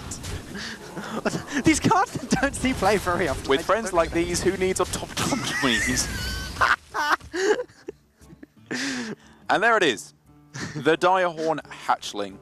The key card that gives Pool 8 such a big advantage in this matchup when paired with at least the Trailblazer, obviously, to shuffle more cards back into the deck. But it's not necessarily the easiest play, because as soon as a Direhorn Hatchling does come down, Netherlands will silence it. It's the only silence that they really care about in the deck. So very possibly Italy just save it to throw down with a Brawl later on if they wanted to be really greedy. But I suppose they do have another one in the deck, so they are still at least 3 cards ahead on Fatigue, because Theo has also drawn another card. So Dynamatic is okay here. Obviously, Theo would need to trade something into the Direhorn Hatchling, which is fine. The fact that Pool 8 got the Discover and Netherlands just got the Armor, that's not great for the Netherlands. Armor's definitely one of the better ones. Like, Italy just had Sure. Kaboom, which is the worst. Okay. Netherlands now have Armor. Like, it will all even out. Okay. Life finds a way like that.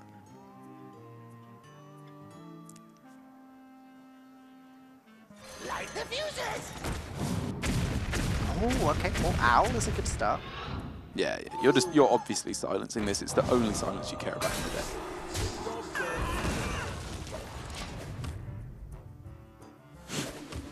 Kaboom on Theo's side now. There we go. We got the Omega Lull Assembly for Italy, and they could just throw it down here. They wouldn't be overdrawing any cards. Seems good to me. Yeah, you can actually get 4 mechs this turn. That's pretty good. Yeah. Don't want to pass up on a hero power. Oh. Oh no. I very almost just said you could get a Llama Bot into Mecha synergies before I realized it returns a card back to your hand. That is the opposite of synergy. Would they like a second Alarma Bot? That is the question. I highly doubt it. I think you're... Dynamite. Maybe you go with Rusty Recycler here if you're looking like super late game when you want to start gaining life back after you're fatiguing. Like, if you could just get a handful of Rusty Recyclers and then just go pop, pop, pop, pop, pop, throw them all down. The problem is... You'd probably go Dynamatic. You'd probably go Dynamatic. What does Dynamatic actually deal with, though? Because a lot of Netherlands' pressure is going to be mechs from this point forwards. It is, but I don't know. It's just better than Rusty Recycler, right? Like, it's not a good card. Even here, why not? It's something on the board, clears something up. And Rusty Recycler, basically, while I was saying maybe in the super late game, it allows you to heal back up after you've taken a bunch of fatigue, it probably won't. In all likelihood. And so now 1, 2, 3, 4, 5, 6, 7, 8 cards for Theo, so you can go with the Omega Assembly. It's not mattered yet, but neither player has Alina. There's Mecha'thun. There's the boy. It's not going to mean anything, but there's the boy. Well, actually, the fact that it's a 10-10. No, there's the boy Falc. It's the Mecha'thun. It's going to win the game every time. Now, they draw through their whole deck as a Mecha'thun combo deck, and then they go Mecha'thun. Their opponent doesn't silence it, which they will obviously save the silence for as soon as they get the faintest whiff that Mecha'thun is in hand, because that's not going to happen. They're not going to silence it, and then somehow they kill it off or whatever. Quite the imagination you have, Derek. Or it's more likely just a 10-mana 10-10, like you said. Which is fine. Sure. Real talk. That is fine. As there we go. I'm sure any of our viewers who have tuned into Disguised Host, or really any of the streamers since Boomsday came out, will know that what one of the coolest cards in the set does. A Mecha'thun Priest is actually a thing. We will see it at some point in the Hearthstone Global games, I have no doubt. Yeah. I mean, pineapple on pizza is actually a thing, but... Yeah, apparently.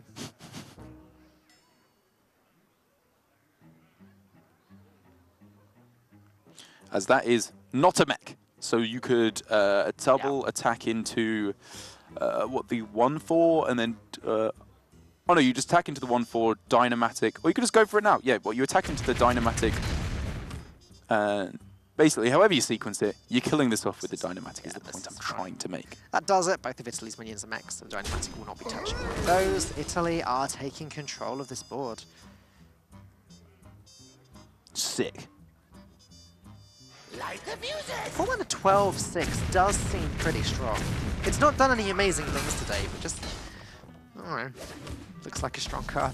Yeah, if you're late in a top decking war, it's worth considering, but that's not really what late game is in Hearthstone anymore, is it? It's Shudderwocks and Malagos and Hadronoxes And Mecha'thuns. And Mecha'thuns, yep. A 4 mana 12/6, usually at the top level of play, will not be getting it done. As Italy get the Discover yet again, Netherlands get the Armor yet again, so it's not horrible for Netherlands, but again, by drawing that one card back on turn 1, they have put themselves in this awkward position. And they were, because they're now 2 cards behind, Okay, then. they were on the coin at the start of the game, right? Yeah, they were. So they were a card behind in fatigue anyway, kind of, because they were the first one to start fatiguing, if neither player draw any cards. I am certain that these players have played more of this mirror than I have. They've probably played it 3 times instead of once, or, you know, because it takes about 5,000 hours to play. I was going to say, if they played it 3 times, they haven't played anything else since the expansion. Yeah.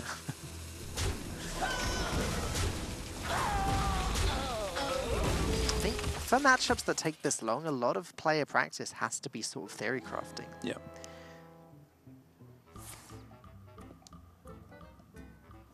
As there you go. Okay. That's a little bit more like it. There's some good picks right there. Yep, yep, All, yep. all 3 of those are actually premium, I think, compared to the majority of mechs that we're seeing. Yeah, I don't know. Brilliant Nullify does allow you to hero power on the same turn. It is untargetable, which could be really good against a shield slam, and it's what they're going for in the end. They're getting a whole bunch of mechs. I'm almost certain that is the pick. Yeah. Flame Nullify. But I'm just saying the other 2 there, they Weren't bad. really good too. Yeah.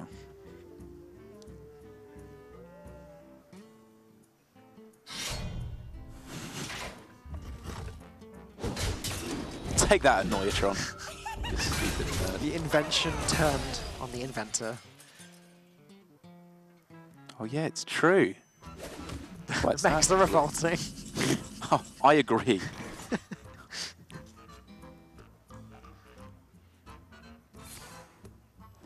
As on the other side, hey, another Beryllium Nullifier or a Security Rover. 3 more premium cards. These yeah. are 3 pretty good mechs. Yeah, I guess you take the Beryllium Nullifier as well. I think so. Again, for the untargetability. You have seen both Shield Slams at this point, however, and I don't think untargetable does much else in this deck.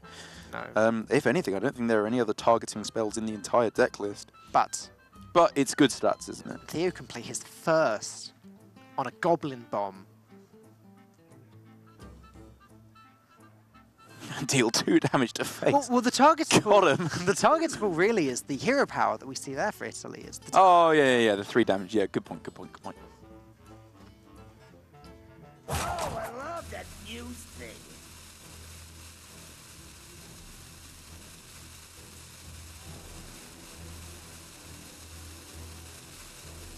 Okay, then.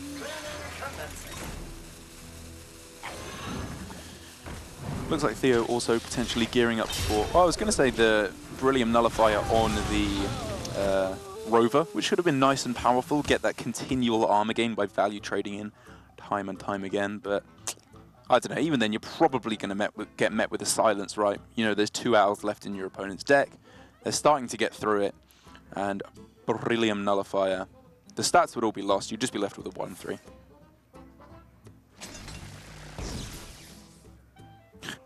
As strictly just as good piloted Shredder gets zapped away there.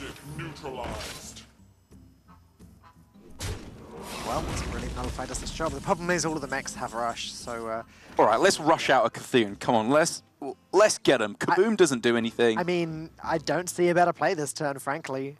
And then you put the Beryllium Nullifier on the Cthulhu. Boom! And then it gets BGH'd. Yeah! He did the thing. Okay, then. Not quite how you're supposed to use the card, but Theo will take it. It'll do. Discovers all around now. Not even playing into mind control tech here with the He the doesn't, Mechathune. he doesn't want to give Ro48 a Mechathune. What are the words that I'm saying? This doesn't make sense anymore.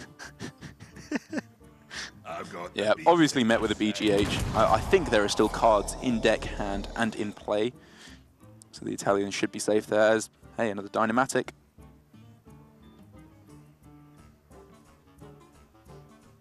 I wonder if the Alarma Bot in his hand ever gets played. We could go 2 Alarma Bots and then just infinitely cycle them for some reason. I'm not entirely sure what. Doesn't get you anything, does it? Yeah. I mean, does Alarma Bot lock out Mechathune? I guess you have to play it into a brawl, otherwise your opponent would never kill it off and you can't kill it off yourself. I mean, What is going on? I don't think Ro48 will ever be winning the game through Mechathune because he probably just wins. Yeah, damage to Degatron taken just because it's better stats. Like, not even for the mana cost. Like, mana doesn't mean anything anymore. We're in the Twilight Zone at this point. It just has better stats. Hey, look at that. Belgium have taken down Israel. That is the end of Israel's run in the Hearthstone Global Games. Ah, more Mechathunes. It's got to be Beryllium, right? Yeah, you go for Mechatoon here. You think? Yeah. Mecha 1 was good. Mechatoon will be a lot better. I don't even know. I'm kind of just memeing at this point. Beryllium Nullifier, I guess, for the untargetability, but is that even that good? Well, your opponent did have to use a big old board clear to actually kill off this Mechathune. That's true. I was going to say Theo hasn't played a Shield Slam yet, but... Oh, sorry, it's them getting the Discover. Yeah, no, this is fine. You're right. The fact that it's got Rush, the fact it can deal with minions, Mechathune actually seems good. And luckily, Dr. Boom has a useless hero power, so you do get a chance to play it. Yeah. Not that his use- hero power is useless, the Kaboom is. The Kaboom specifically, Yeah, is basically and useless. only useless in matchup. this matchup. As Yeah, well. yeah. And, I mean, yeah, not useless, but by far the least impactful. Yeah, not even going for the magnetic here. Again, play around silence. I think this is very smart. You get left with, what, a 3-4 if you get silence instead of a 0-2. And these are just like, if your opponent ever goes wide on the board somehow, for the Netherlands, sorry, if Italy ever go wide on the board, Netherlands can brawl and they likely end up with less of Italy's minions surviving on average. The first Azalina has now been picked up. What does this mean? Okay, then. It's a very good question, Falk. Because the thing is, if both Azalinas are drawn and one is played, then you can actually loop Azalina forever on both sides. We could see literally infinite 3-3s. I don't expect that to happen. But What game-winning strategy? after both Azalinas have been drawn, can there ever not be Azalina in hand? I think you can't get rid of Azalina if they're both drawn, right? So we could see both players just trading back and forth. I mean, it could get to a situation where if Italy haven't drawn any of their good cards, they just go for Azalina, because these are not good cards in their hand at all. Iron Beak Owl's good, I guess, and Baku is a threat. But going for Azalina soon is not the most ridiculous idea ever, I don't think. Azalina, get a shield slam from Theo, use it to deal with Mechathun. Easily. Love it. Or even just, if you hit one Omega Assembly, think of the value that you've got there. Yeah. And you deny your opponent from getting an Azalina back to their hand. This would be a Most good time importantly, for it's a way of throwing out a lumber bot. Fair? Don't need to look at that card anymore. Meanwhile, Netherlands are going to drop their Mechathun, keep on dealing damage. To be fair, they've managed to come up with a lot of pressure thanks to these discovers. As the Omega Assembly picked up, Okay. I think, yeah, you're not going for Azalina yet. You just want to milk all the value We're you can almost from your hand. definitely going to get infinite Azalinas, aren't we? And Infinite Azalinas kind of work in the favor of Netherlands because there are no cards from Netherlands that Italy really want. I suppose their Omega Assembly is the best and it's the highest value card. Whereas if Netherlands managed to get Elise, either Elise, the pack, or a Direhorn hatchling specifically, well, actually I guess Elise is a lot better than the pack, but it's still something, then they're in a decent spot. The game is going to get so weird if Azalina is played when there's an Azalina in both hands, because then strategy becomes use up all of the best cards you can as quickly as possible so your opponent can't keep using them. Oh, it's weird. I think weird is probably the right way for it. that fuse thing. As Pool 8, if he does want to fight for board later on, could consider just clearing off the 0-2s here. Trying to think of any other benefits you get out of it. It's not much. Your opponent has targets to stick their magnetic things on, which means they can go face instantly instead of just rushing with them.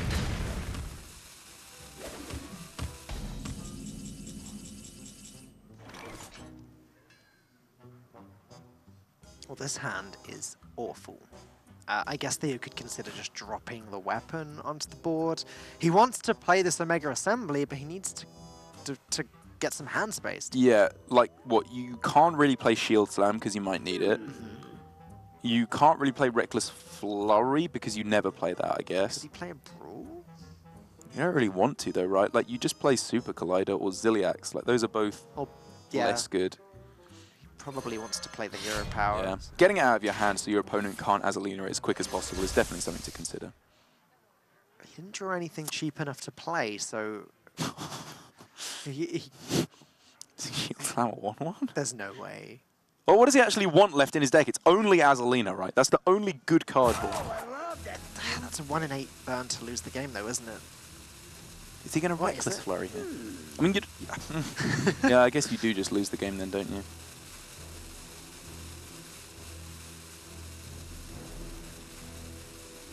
Oh my god. Unbelievable. Not even able to Hero Power this turn. There you go. At least blink some bombs into his face. Why not? And there it is. You got the Direhorn. Your opponent has no more silence, so unless they go exactly Azalina into Iron Beak Owl to then silence your guy, which they probably wouldn't do because they just discovered 3 mechs, Yeah. you're probably safe to throw that down. Maybe they'd still do it. Is it worth throwing out 3 mechs to do that? And also, because you also throw out the shield blocks and potentially get some better cards. Though Italy have been holding on to a lot of their cards for most of this game too. So Netherlands probably has the read that the left side of their hand is useless also. Yeah. Okay, then.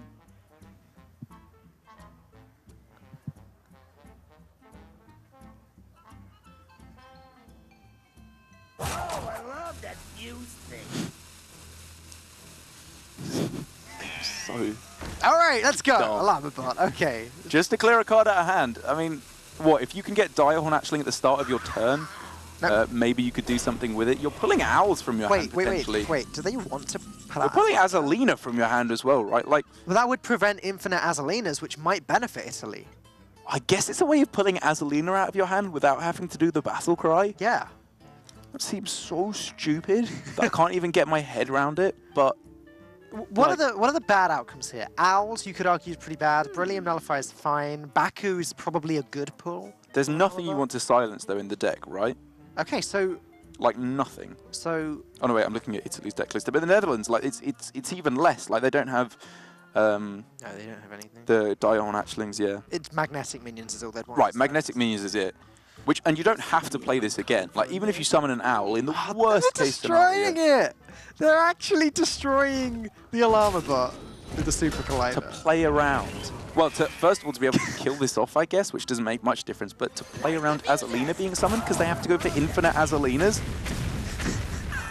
Because maybe their opponent doesn't have room in hand, and like they can't play pack or something, so they have to... They can Azalina and get a bunch of packs, but even then they run into the same hand size issues because they've copied their opponent's hand with Azalina. Okay, Theo just tried to shield slam opponent's face and ended up shield slamming own minion for 0 damage. This is a game The of Hearthstone. spiciest Barrett. of plays. This is a game of Hearthstone. This is a thing that's happening to me. Don't know what I did to deserve it, but here I am. As now, what, 1, 2, 3, 4, 5, 6, 7, 8, 9, 10 cards in hand, I believe, for Team Italy. So a Mega Assembly, not playable quite yet, but you do want to be getting that out of hand sooner rather than later, so your opponent can't copy it with their Azalina, which can only be so far behind in deck, I would say. And I think Paul8 probably knows that Azalina isn't there quite yet. I guess Theo has been playing a whole bunch of high-value cards like Omega Assembly and just pressing the hero power for mechs quite a lot.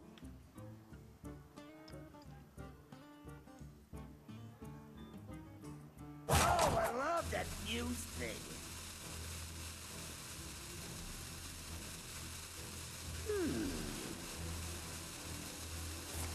Okay. It does feel very much like the players are just trying to throw cards out of their hand at all costs at the moment. Yep.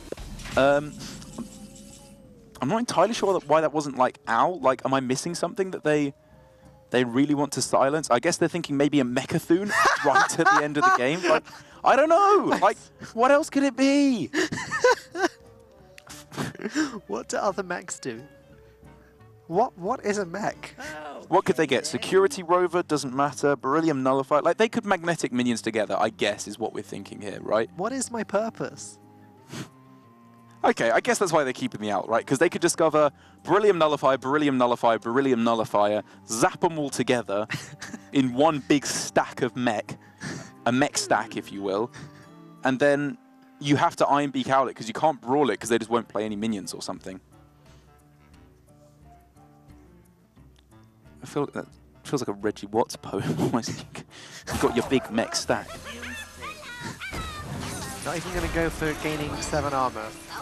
The players have actually given up on gaining armor this game. Reckless flurrying here and there and everywhere.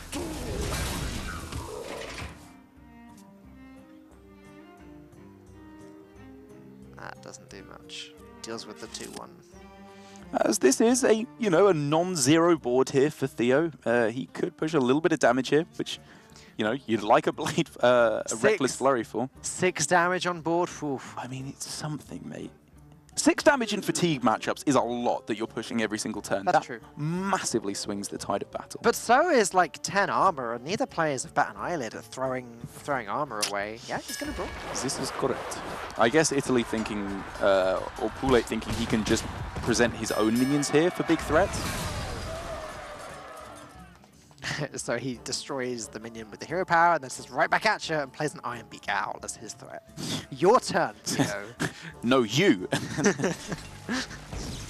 What are you at? 8 cards, Omega Assembly, you'd have to get one that costs 2 or less. So yeah, you can't really play that there for risk of burning a card. It's got to be Baku or Bulldozer time, surely. Yeah, yeah. What, and now 5 cards left in deck for the Netherlands? Netherlands haven't drawn Azalina yet. Yeah. They haven't drawn anymore, but Italy have just bulked up their deck. Obviously with the old the Diehorn Hatchling. The double Dynamatic actually just deals with Baku immediately. Well, but no, you they just want play to it and charge in, right? Yeah, You want to get your hero power. That's true. These aren't good though, are they? Explodinator, I guess? Yes. It's the most expensive. It does the most stuff. Or maybe Demolisher, actually. Your opponent does have to kill Demolisher, or they take a lot of damage. Explodinator is sort of a way of changing these rushes into charges, or the magnetic ones at least, because obviously any magnetic minion you stick on the Goblin Bot. That is true, yeah. You know your opponent doesn't have silence anymore. Goes to the Demolisher. Yeah, I think I like this more, though. Like, Makes sense. they just have to kill it, or they take 2 damage every turn for the rest of the game. And can Theo kill it? Yeah, he can put it, yeah. You can just rush in, yeah. Like, all of his mechs have that's rush. You could even see Dynomatic and a Super Collider if he wanted to. Security Rover looks Although, good to me, yeah, actually. Security Rover makes a lot more sense. Trade that in, then trade the Taunt in as well. Or even go Kaboom and then use a Super Collider hit. Do you want your Super Collider hits more than 1 health on a Security Bot? Probably not. You'd probably rather have the Super Collider. Yeah, I think so. While Super Collider's on the board, Pool 8 can never really develop more than 1 big minion. Yup. Overtide him, who summons more than 1 minion in this game. Well, Pool 8, you don't like armor, do you? Just go ahead, throw it away, Ow. and then gain 7. Yeah. What do you do to clear this? Like, it is getting to the point where Netherlands are running their opponent out of answers of any kind. Like, Italy here, their main plan is to stick something on the board, right? Like, they go Beryllium Nullifier on this turn, or Baku, or just anything to fight back against these minions, lest they take a lot of damage. I mean, Pool 8 could genuinely play Reckless Flurry here. Maybe that's too wasteful. Maybe Theo's actually You clear nothing off the board. Like, you clear 2 damage off the board. Yeah, that's true. Silence into Reckless Flurry and then gain 7 armor would clear everything, but What if you just go Beryllium, attack in, hero power? yeah, sure. Nice, simple play. Love that fuse thing. Obviously, don't want a I simple think he's play. doing it. Is he going to do the thing? Oh, I guess you can make mechs actually, can't you? Which can gain a whole lot of rush. Yeah, don't need to Reckless Flurry here. It's just not threatening enough. Your opponent is going to play more mechs over the course of the game. Yeah. They've still got the Discover hero power. They've still got a whole bunch of mechs that they got off of the Omega Assembly as well. Where is Netherlands Azalina? Seriously, where is that card? Yeah, but even then, like, what they do is they dump their whole hand, so it's just rubbish stuff in hand. Then they play Azalina to refill their hand with more good cards, like better cards than they had before. But as soon as Italy draw Elise, which is the only card Netherlands actually care about, they will play it. That is, they will do that instantly.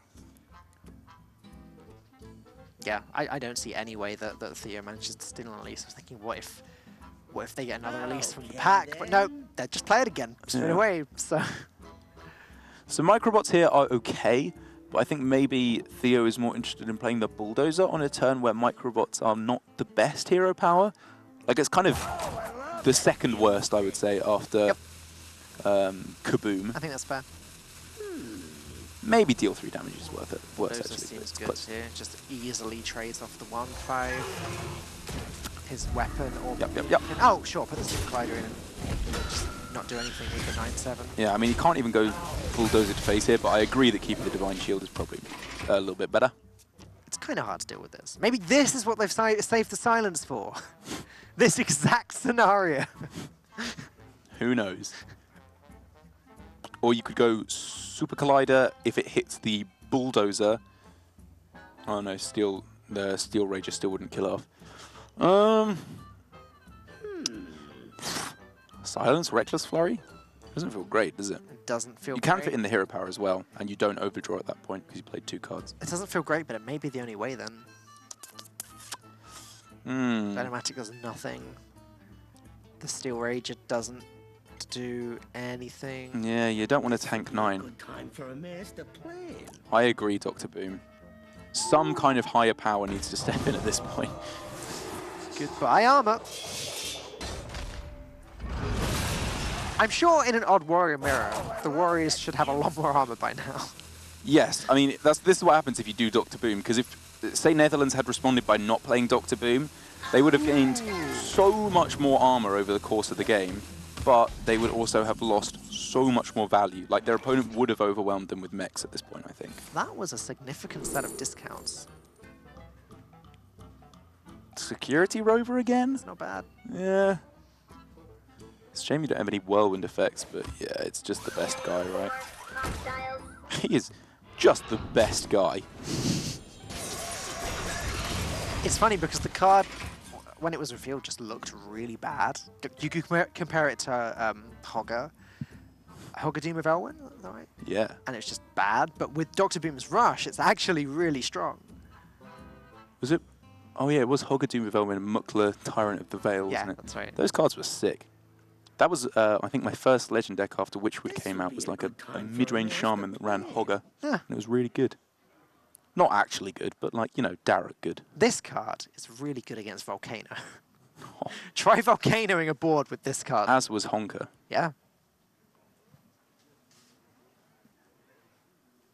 Stick Beryllium Nullifier on it, and Shaman just can't deal with it. Them's the plays we're talking about.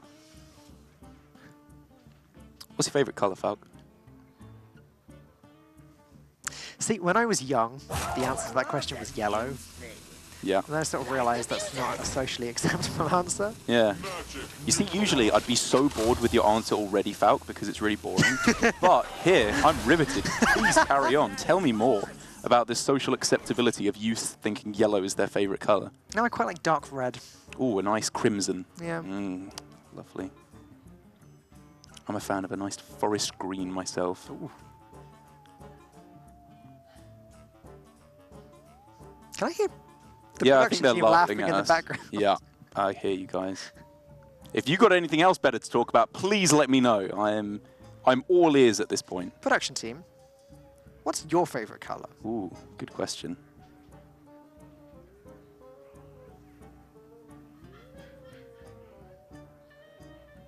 This would be a good time for a master plan. They're not replying. I guess they weren't laughing at us at all. Something else very hilarious going on in the ESL Poland offices, I'm sure. But now, Theo, that Beryllium Nullifier is a little bit of a pain in the behind, as it were, with no ability to silence it or kill it off right here, lest he go for a brawl. It looks like he's going for the self-Zapparoonie to put a taunt in play.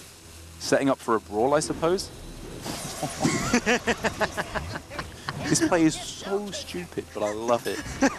This is perfect for this game. How many players this game have you described in that way? Also, All of them. Worth noting, Azalina, bottom card in the deck. No way. Do they even have it in the deck? Well, they mentioned, do. They Yeah, mentioned yeah, they it do. before they spoke to. Otherwise, I would have been checking and checking again.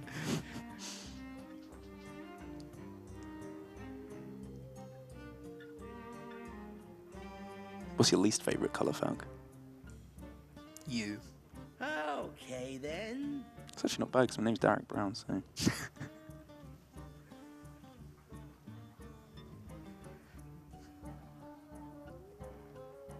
I don't know. I don't really have a least favourite colour. Is that a normal thing to have? Least favourite colour? Not really. Okay, I'm not a fan of, like, then. a salmon pink or something, like the kind of, like a granny's wallpaper Oh, colour thing. Yeah. A little bit sickly, I find. You just really offended anyone in the chat right now that has a... Yeah, sorry, granny's in the chat.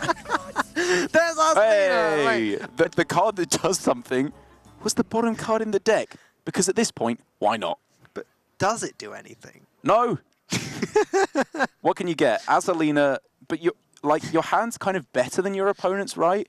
Because again, as soon as they get Elise, which is the only other card that really makes much of a difference in this matchup, they're going to play it. So basically at this point, you're saving Azalina to copy a hand full of minions or spells that come off of the pack, right? That's what you're doing. I guess. But there's no need to save Azalina because the opponent runs it as well. So Well- like, you always have Azalina to play. Yes. Unless you think your hand is better on average than your opponent's hand. You can put them down to the vast majority of cards they will have here. You can't know exactly. Dynamatic Xeniax isn't that bad this turn, and it allows Theo to start dumping his hand. Yeah, I think you take, like, you get the value from your cards while you can. Okay, then. It's funny because Mitsuhide said to me, the way we can win this is a well-timed Azalina. Don't know if I'd call bottom card in the deck that well-timed, honestly. Yep. Neither would I. Ooh, Stonehill Defender is actually also a pretty nice card to have here. Just as nice high value. Could we see another another Direhorn Hatchling? Who knows? I mean, that would just like super duper lock out this game. I'd make a defender. A lot of those today.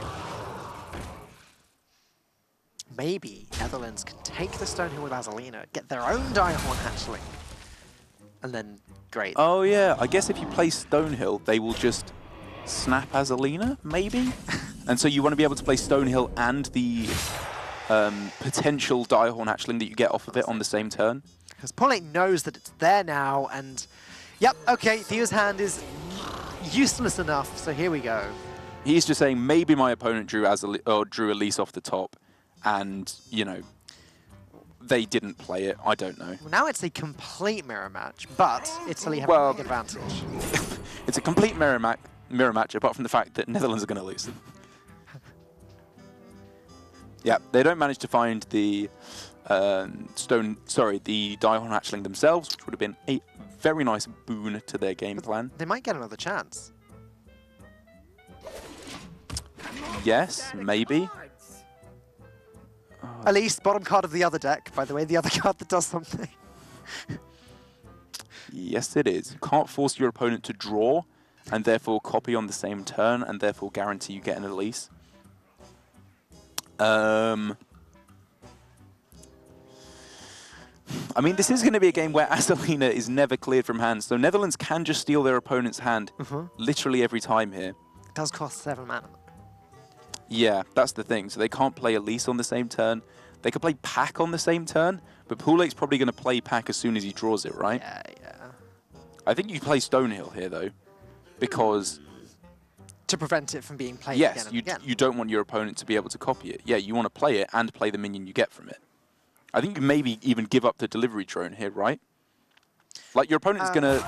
Well, actually, if they keep going Azalina into Stonehill, all they get is a 3/3 and a 1/4 because they keep destroying the minion they get off of it. Well, yeah, but they just don't make that play next turn. They play the Direhorn Hatchling if they take. Oh yeah.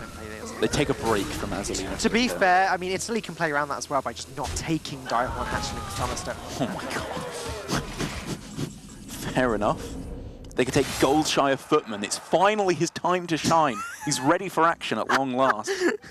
Because it's the worst card, and that's what you want. Or the Silverback Patriarch as a classic terrible taunt minion. So what, you Sunwalker hero power here? I guess. Yeah.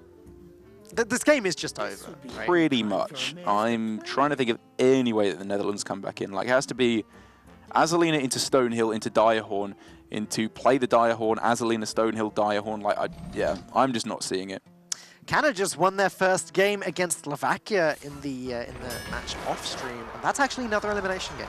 Loser of that. Wow, so match many goes today. home. Yeah, there are loads.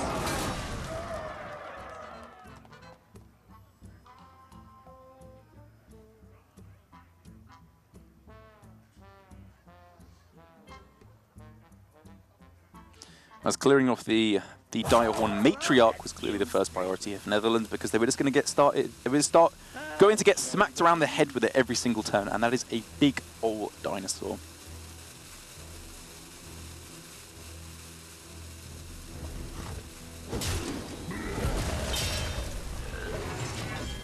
I don't think it matters how much armor the Netherlands gain. I don't think they can out-fatigue Poolate. Possibly. Hey! There's Elise, bottom card of It's the the deck. thing.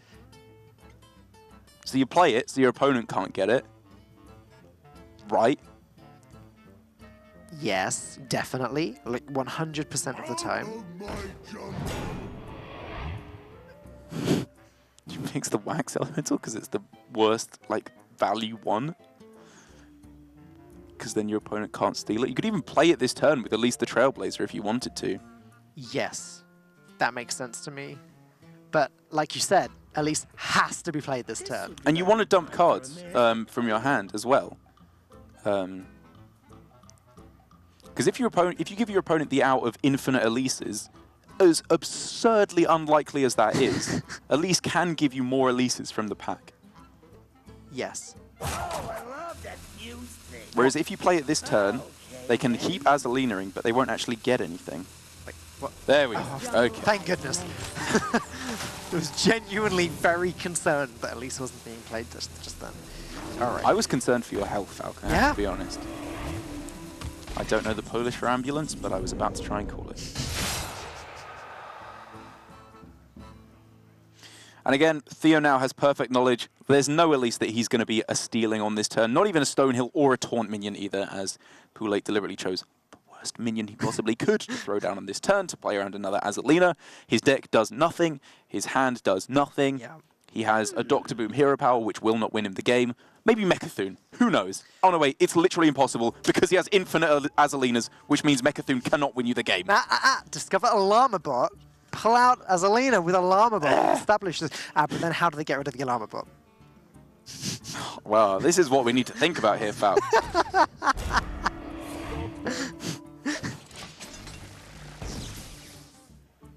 I mean, Theo knows exactly what's in Paulate's hand now. He knows how bad it is. The pack gets played, the hand gets a little bit better, but then Paulate will play all of the best cards straight away. The hand gets worse again. Theo will then steal the hand with Azalina, just in case. At least we get to see a pack opening at the end. We always like to see these, don't we, Fal? Of course we do. As we get to see a lot of legendary minions? What sort of pack is that? You got a lot of copy effects. You could go for Sudden Genesis now to give yourself another Elise, because you know what your opponent's hand is, right? Exactly to the card. You know they can't deal with it. I mean, you could play Nesting Rock, like, I don't know. Okay, then. Sudden Genesis is just worse than Molten Reflection here. We're so nearly there, Fal. I know. It's so nearly over. I know. Dactar, you almost done it. You almost done it. Keep it together. And to be fair, you know, while we've been memeing throughout this game, because it has obviously been a bit of a meme itself, to be perfectly honest. If I hear Dr. Boom say how he loves that one more time. I think, you know, Italy here have played pretty well. They've, you know, they haven't drawn any cards, which was, I guess, the one way they lose, considering they're so far ahead on fatigue.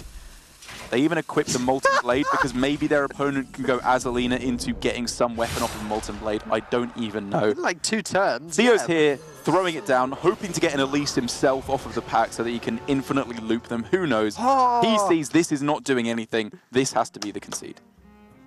Right? I mean, you'd think so. However, they don't seem to be pressing the concede. Okay. Hey. All right. Oh, I love that fuse thing.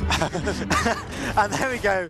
Italy, no surprises there, did take the game as we expected right back from the beginning. They had the more valuable deck, and unfortunately for Netherlands, they did not get their well-timed Azalina because it was the bottom card in the deck. What's it time for? We'll be back. We'll be back soon, okay? We'll be back in just a few moments. Back to the Hearthstone Global Games, where now it is time to pick up the pace a little bit.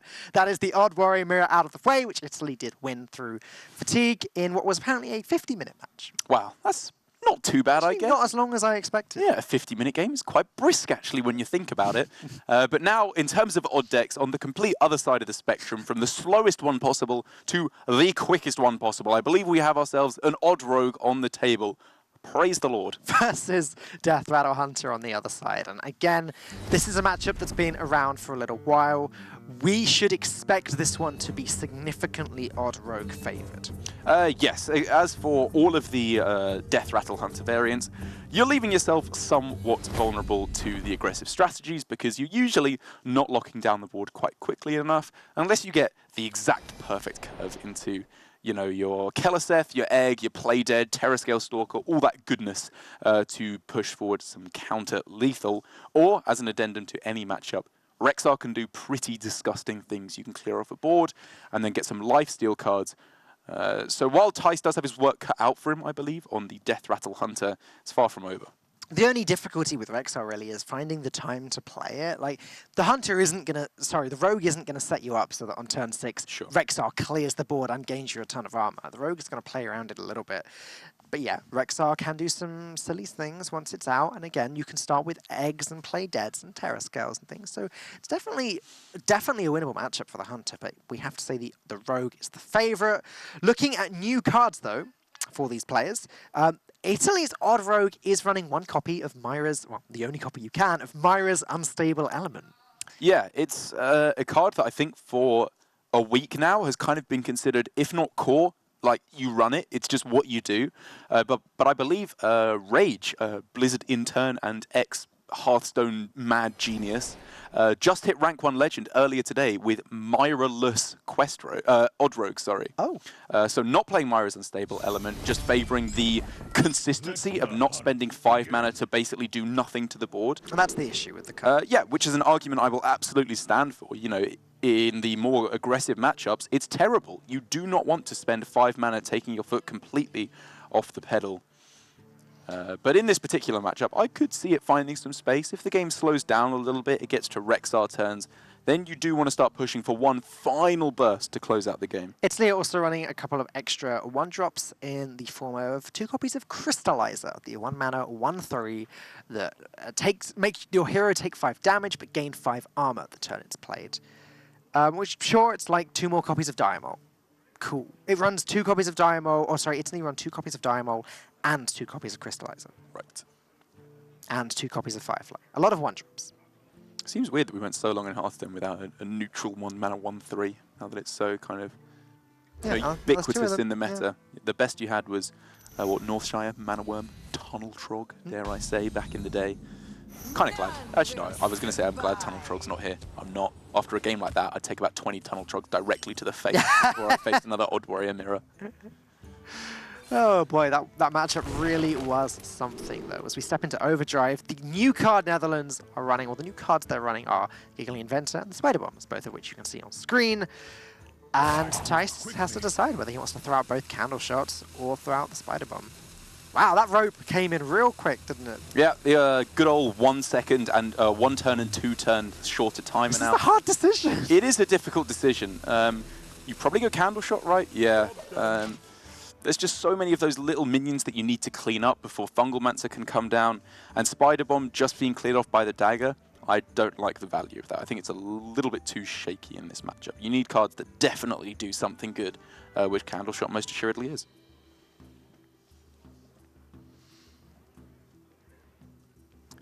Good seeing again Tice obviously back in a more competitive setting after his performance at HGT Germany a couple of weeks back now. Yeah. Where he did a very respectable job. Semi-finals, yeah, he was looking very strong in that tournament actually. Almost throwing a game against Mechathune Priest at the end, which caused him no small amount of stress, I would say. But the plays he made, whether he realized them at the time or not, never actually led him to losing the game. It was a very, very weird game indeed. Okay. Yeah, I mean, Tice, we talk about him a lot in this respect. In this regard, he's a very strong competitive player. He doesn't always compete, but when he does, he tends to do very well. Whereas Skak, the only, to be honest, outside of global games, the only place I know his name from is DreamHack Summer, where I believe he appeared on stream just for 1 match, or maybe 1 more in the Swiss as well. But basically, a short run there in global games where... you know, I think his play was decent. It was nothing stellar, though. I do specifically remember talking with some of the players and disagreeing with a couple of his lines of play. But again, when you've got such a strong backing up with your team as well, and he seems to be playing perfectly solid here so far as well. Not to take anything away from him. Just, you got to separate the good players from the truly great players, or we're just calling everyone amazing. That's true, and that is a trap that it's quite easy to fall into sometimes, especially in this tournament where there are so many good players. So here for Skak, the classic anti-control card. to an extent, if you want to call it that, in the Vicious Fledgling, just trying to force an answer from his opponent right now, which, as Death Rattle Hunter, on turn 3, there's only really one, I think, and it's exactly this, Hunter's Mark into Candle Shot. You're not hitting Flanking Strike quite yet, you don't run Eaglehorn Bow in the deck at all. So it's pretty nice here for Tice, and it's not completely fortuitous. He did choose the Candle Shot off of the tracking. Credit where it's due. Although Skak may be the least well-known member of Team Italy, he's the anchor. Oh, So he actually has the most HCT points on the team, which shows that he's been putting in the work. He does the grind. Yeah. So many options. So 3-mana 3/3 Hench Clan is an option here. Obviously, there's the downside of not being able to swing in a weapon straight away, but does that matter too much? Yes, it does, because of Flanking Strike, is the answer to that. Then again, as the Candle Shot's there anyway, there's not much of a difference between the Hench Clan having 3 health and the Hench Clan having 4. Flanking Strike plus the weapon would do it anyway. I guess he just plays it. Well, the Thug... He could go Diamond Hero Power, I guess. Yeah, I mean, that's the thing. What if they have Flanking Strike? Yeah, obviously it's terrible, but it's terrible if they have Flanking Strike anyway, right? Yeah. Because you just get your Diamond Flanking Strike and they summon a 3/3. Yep. And even if the Hench Clan had 4 health, then the Flanking Strike plus the weapon would still deal with it. So yeah, I think this is fine here. And next turn, Diamond plus the weapon can do some work if Tice doesn't have an answer. And hey, Tice's hand is awful. Yeah, it's pretty bad. I will agree with you there. The Giggling Inventors will obviously help, especially as I believe one of them is buffed up by the Keleseth, no less, to a 3/2. While there is double Blood Knight in Italy's odd row, not currently in hand, means that while Tice is going to be taking his beatings for the moment, he will be able to fight back against this board in a pretty spectacular fashion, actually. Oh my goodness. 4 Giggling Inventors on the screen right now, and Skak does run 1 copy of Blood Knight in his odd rogue. Sorry, he runs 2 copies of Blood Knight in his odd rogue, so we have the potential for a very big minion here. And this is just such a difficult decision for Twitch chat. When you see 4 Giggling Inventors in hand, do you spam Elegiggle or Forehead? It's just so difficult to know which spam you go for. So why not both? Go on, chat. Give us a little bit of it. Or vote now with exclamation mark. Vote.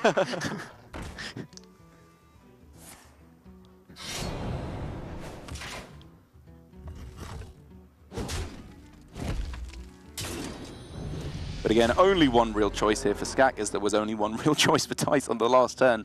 For both players here, the turns have kind of decided themselves. You just go face here as the odd rogue, try and buff up your your Hench Clan Thug as much as possible, and pray that your opponent doesn't have any strong follow-up, which, considering they completely skipped turn 4, they are likely to have.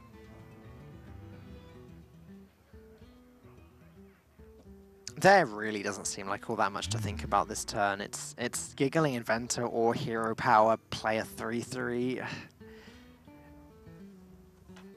Yeah, I mean, I was going to say Cube is, like, obviously I think Giggling Inventor is the best play, but, like, Cube before 1-drop Vilespine can come down is worth thinking about for a second before you realize you just get Fungalmancered and value traded into. It was really just which Giggling Inventor do you play, the big one or the small one, as I believe the other one is only 2/1 of stats. Okay. As opposed to 3/2, but again, it could have been drawn after. I think you're right. So going for the bigger one first, why not? Your opponent's probably playing Fungalmancer here instead of a SI7 agent. So I like getting the bigger one down. There is an SI7 agent, but nothing to combo into it, as the rest of Skak's cards cost 5. And I think Tice will realize as well there's no other 1-drops in hand, or Skak would have gone double 1-drop last turn and then Hero Power instead of just 1-drop Hero Power. So playing the big one is not weak to SI7 at all from the Netherlands, even with it being picked up off the top. Both players have a pretty clunky hand here that isn't doing that much at all, but I guess Fungalmancer is just the play here. Does Italy have anything else to consider? Double Giggling Inventor? Maybe they could consider playing one, but they're just sort of sitting on the board as 1/2s at this point. Oh, it's really bad letting your opponent attack into your Hench Clan Thug with a 3/2 Giggling, though. Yeah. And then next turn, like, Tice doesn't even have to go Giggling Inventor. He could go Cube Play Dead on an Annoyatron, and then just keep kind of pumping out Annoyatrons out of the Carnivorous Cube with Play Dead and Terrascale. Kind of a cute play. I mean, you're right.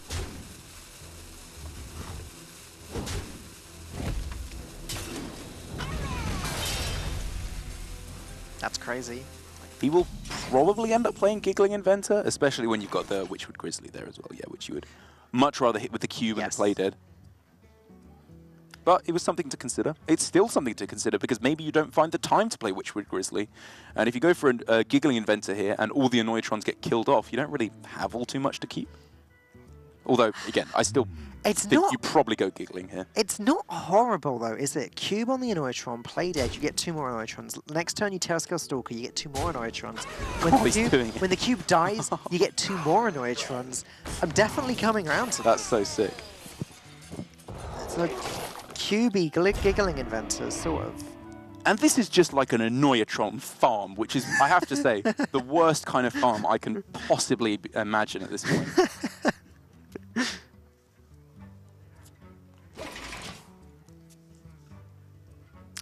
Never thought you'd hear that sound. Hello, hello, hello. Quite so many times. Yeah. Ever since Annoyatron rotated out. As Slovakia tie things up against Canada. It's 1-1. In another elimination match. This game isn't quite as disastrous for the team that loses. Yep. Italy versus Netherlands. Both teams are currently 2 wins, 1 loss. So the winning team will be 3-1. Very, very close to qualifying indeed. The losing team will be 2-2. Still with a good shot.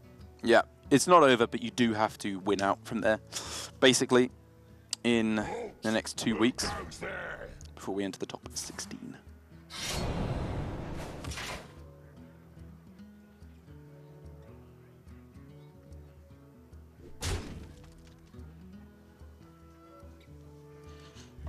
Now, clearing up the Annoyatrons is kind of the name of the game for Italy. It's all they've got with no Blood Knight yet. And Netherlands have smelt that weakness. They know that there is no Blood Knight.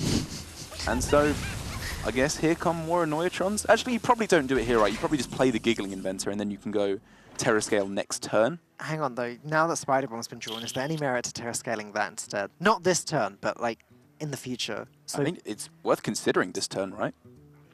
Trade. Yeah. You deal with one of the hench clans with it. actually, I think summoning 2 Annoyatrons is probably better than killing a random minion here, right? You thought a Spreading Plague was a good card for stalling. What doing all this is doing for just 1 card and 6 mana instead of this convoluted combo. Fair enough. I mean, But to be again, fair, this is Giggling pretty Inventor is sort of a little Spreading Plague. It is a Babby Plague. Just for every class, in every situation. For 1 less mana. But not necessarily the easiest turn here for Tice, as obviously when all your cards cost 5 and 3, 7 is not the mana cost you want to be at. 8, it would be very easy. You'd probably just go Giggling Inventor into the Terrascale Stalker. But here, yeah, more Annoyatrons hitting the board. I wasn't expecting this, as it looks like Tice is going to go ahead and drop the Spider Bomb too, but I like where it's led him a lot, because he sort of has all of the control. He can proc the Spider Bomb whenever he wants to. Unless Italy have a way of proccing it out with a Vastbind or something, but as it happens, Italy still don't have a combo piece for that Vastbind Slayer. Still no 1-drop in hand. This guy could go double SI7 agent, but that doesn't really achieve anything. So, more Annoyatrons hitting the board.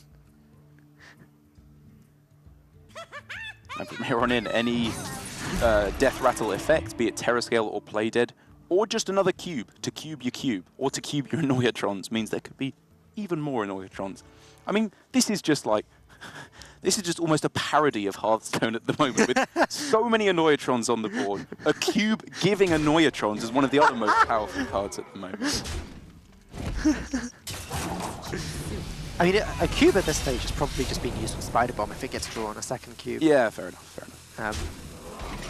Tice needs to draw something. He needs a Rexar or something to get out of this mess. Do you? I mean, you could still just go, yeah, you've got double 5-drop here, so you want to start off with the tracking. Wait, ooh. Mossy Horror, how does that affect this? You can trade in your own Annoyatron, right? Let me look at the board on the side view. You only have an Annoyatron in play that dies to it. You blow up 3 of your opponent's minions. So good, and then That you is good. trade into Yeah, the yeah, hench that's clan the plan. thugs. This is That's the play. incredible. and then trade in the cube, so Netherlands has more Annoyatrons, and then play Giggling for even more next turn. Well, you don't really need to. You can just Spider Bomb this turn, right? And Yeah. you're never, ever dying. And this way you have way more damage on board. And it looks like, in one of the most bizarre games I've seen in a long while, Tice is looking to win this, because he's just threatening lethal over the next few turns. He's still got taunts with Witchwood Grizzly and Giggling Inventor. It's just incredible, and that's the issue, I guess, with Giggling Inventor and the Odd Rogue, because the Death Rattle Hunter is the deck that needs to stall out before they can make the big plays later on. Yeah. And we sort of had a few turns there where both players flailed around looking at Annoyatrons doing nothing. And all the while, it was Netherlands that was gaining an advantage there, and now Italy concede. Tice takes the win, looks very happy about it as well. Good on him. We are going all the way to game number 5 here. And how could you not be happy after that victory? It's just one of those ones where you realize you didn't necessarily outplay your opponent, because that, I think, indicates that Italy didn't play well in that game. But you got a very cool scenario. You went for it, and it paid off in a pretty dramatic way there for Tice. That was a very kind of Tice play as well, wasn't it? Just making all kinds of nonsense happening, whilst also just being the best play. We are going to go out in style here, though, with one final game this series. It is going to be Control Priest versus Aggro Mage. Now, this Priest is a little bit different. I believe you said that you saw it in HCT Buenos Aires. Yes, I did. Looking at Netherlands version. Oh no, wait. They Italy. Sorry. Italy's Priest. Italy's version with the Omega Medics and the Mind Control, which I believe Swids, French player #1 in points when going into HGG selection, along with Calax. They had to choose who would be the anchor, looking back a whole long way before they actually found a discrepancy in points between the two players. But yeah, he brought this to Buenos Aires to pretty decent success. He didn't get all too far in the tournament, but the actual deck itself was looking pretty good, I think. He was only one of 2 players to bring Control Priest, because again, you're running into an awful lot of Malfurion, which is not what you want to be playing. Druid is the worst matchup for the... maybe not the worst matchup, I'm sure there's worse, but it's a bad matchup for the Control Priest. But the Omega Medic was looking really powerful. It just means against the aggressive decks, you can go Psychic Scream, Omega Medic, pull yourself way out of range of dying, stick a nice body on the board, and even if you don't want to save it for the late game, in the worst case, it's still a 3-mana 3/4. Just a very strong card in Priest. However, against Aggro Mage, Yeah. how often is the Priest actually surviving into turn 10? I think not all too... I think it could happen fairly often, actually. Okay. Because you're probably not winning right at the start through some crazy explosive burn with the Mage, because they have a whole bunch of options like Dustbreaker, Northshire Cleric, Pyromancer, all that goodness to just clear up the board early on. So usually it comes to a Luneth as your best option as the Mage to take it into the late game, at which point the Priest will delay, and an extra 10 burst healing could be the difference between life and death. As has become pretty common, or somewhat common at least in these Aggro Mages, Netherlands are running 1 copy of Mana Addict, which is seen a little bit of play recently, along with Stargazer Luna and 2 copies of the Cosmic Anomaly for a lot of spell damage. Yeah, I think it's kind of the new philosophy of Aggro Mage, isn't it? Where you play these cards that a lot of the time are not very good, but when they are good, they're amazing. Like Shooting Star, Cinderstorm, Arcane Missiles, cards like that, which, you know, in the wrong matchup are terrible. They just don't do the right job. But then you play cards to recycle them, to find another use for them, which is Stargazer Luna and the Mana Addict. Like you said, as long as this sticks on board, it's another card that demands removal, like the Mana Worm, and can get in for an awful lot of damage. So, what do you think, Derek? I'm going to put you on the spot here. Who do you think is the favourite in this matchup?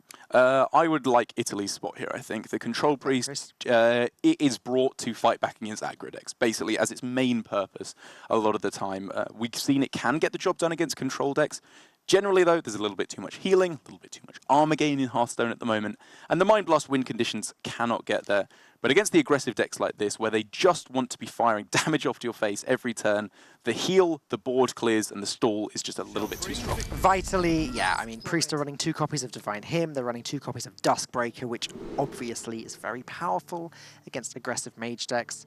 Now, opening hand, we do see Mana Addict and Arcanologist and Explosive Rune. I mean, this is quite a difficult mulligan. Paladin did his mulligan very quickly and got the Divine Hymn. He also got a Mega Medic, which he maybe doesn't want to play on turn 3. I don't know. Maybe he does want to play it on turn 3. It's complicated. It's a decision. A 3-mana 3/4 is really good against pretty much every one of Mage's minions, It is well started. outside of Stargazer Luna, they all have 3 or less health. Pretty much. Yeah. In fact, not pretty much. They just do. They just do. just do, yeah.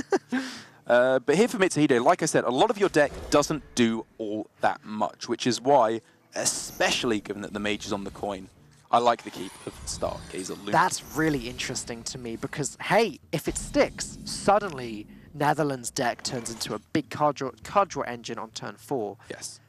Could even start off with the coin if Netherlands could somehow play Cosmic Anomaly first and then end up with the coin as there. No, that's actually unlikely. Yeah, coin is a weird one because unlike with Gadgets and Actually Auctioneer, impossible. it's unlikely to draw you a card in itself.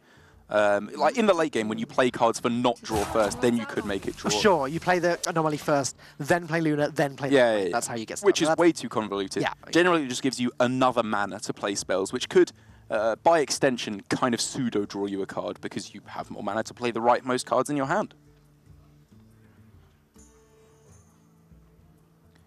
But for Pool 8 here, even with the pretty spicy combo of Northshire Cleric, Divine Hymn, Pyromancer, it looks like he's thinking about slamming that Pyro just straight up on turn 2. I like it. Just put something on the board to start to contest the minions that Netherlands are going to be playing. Yeah, so if you're thinking of curving Wild Pyro into a Mega Medic, then yeah, you know, it's a very good curve onto the board. And I guess, you know, maybe if they just curve out with minions, you can finagle some kind of a Northshire Cleric Divine Hymn board anyway. Curator Mage coin counterspell is usually pretty good on turn 2, but that Wild Pyromancer that was just preemptively played by Pool 8. Maybe this is why. Maybe he was playing around the Curator Mage power turn that the Mage can come up with. It plays around pretty much everything, right? Like Kirintor Mage, coin at least Stargazer, you could go for Divine Hymn, even though that would be pretty bad for you, I guess, in the worst case scenario. I mean, Netherlands just have to Frostbolt this. Yeah. So for the Netherlands there, I said that coin Stargazer Luna was pretty bad for Pool 8 because he would have to burn a Divine Hymn lest he just have his opponent draw a whole bunch of cards. Mitsuhide obviously does not know that. Maybe he has Power Word Shield, maybe he has Shadow Visions, a whole bunch of other cards that could go really wrong if you just go coin Stargazer Luna. So yeah, I think it was probably right to hold back on it there because if they do have any other spell, you are very, very sad by going coin Stargazer. But now, Netherlands can play Curator Mage counterspell, and yeah, although the Omega Medic does trade into the Curator Mage, it sets the counterspell up, and it potentially sets up a good Stargazer Luna, which, again, might stick. Yeah, you got to start playing something onto the board here. You can't always be afraid of just your opponent taking trades, especially as this is just a straight-up trade. It's not trading up or value trading. And now for Pool 8, this hand is starting to look a little bit less juicy. You have double Cleric on this turn, which we can see will not be destroyed by explosive runes. But that counterspell, less Italy wants to burn a Divine Hymn, Which they don't. which they really don't, is going to be a big disruptance. So Italy going to put down as much pressure, I guess, as possible. Give themselves some potential to draw some cards next turn. Stargazer Luna must be worth considering this turn. Let's see what the rightmost card is. Cinderstorm, so it can't be played with Luna this turn. So maybe just Cosmic Anomaly comes down this turn. Seems pretty good, doesn't it? If your opponent plays Dustbreaker, then It's fine. they've destroyed both their clerics. Then Stargazer Luna coin Frostbolt can be played next turn. It doesn't draw any cards. But So you probably save that, right? Yeah, maybe. But yeah, I think Cosmic Anomaly here, like, what can your opponent really do? and imagine if the next draw is Shooting Star then. Ooh, that could be very nice. Or even just Cinderstorm. Next turn, just Yeah. destroying a whole bunch of cards from your opponent's deck could be really, really powerful. All right. Italy get to draw 2 cards. Oh, sorry, 3 cards this turn. The Powered Shield, Yeah. the Value Trade, well, not Value Trade, but, you know, the minion survives the trade, and Yeah. then the Hero Power to heal back up again. However, that is all of the mana used up. So it does sort of open the door for Mitsuhide to do something a little bit silly this turn with some spell damage. And while this is decent, like you said, for Pool 8, it's not that good, actually. You draw 2 cards, and Dustbreaker being found does make a big old difference indeed. But you can here just kind of pop off. You could go Stargazer Luna into Arcane Missiles, right? Luna survives the Dustbreaker as well. I think it's a no-brainer here. So you go Stargazer Luna, trade into one of the clerics. And then missiles, yeah. What to do? Yeah, or even Coin Frostbolt. Oh no, you don't draw any cards then. Yeah. Missiles Or you could got be Missiles fine. Coin Frostbolt. Yeah. Yeah. Or even missiles coin ping.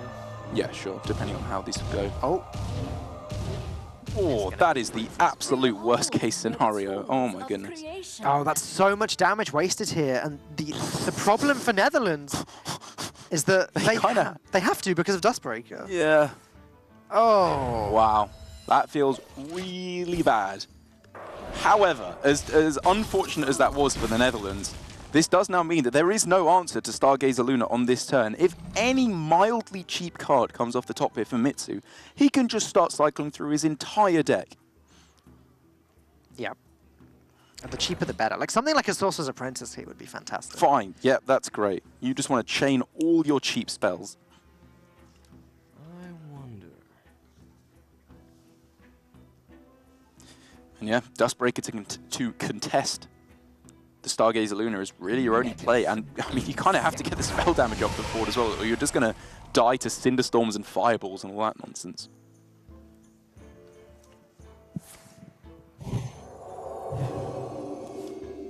All solid play as well from Italy. You want to make sure it's more difficult to remove, but Sorcerer's Apprentice off the top is exactly what you're looking for as Mitsuhide. That's nice too. You take that every day. This is so exciting. Wow, those missiles really like not doing what they're supposed to. Fireball's fine though.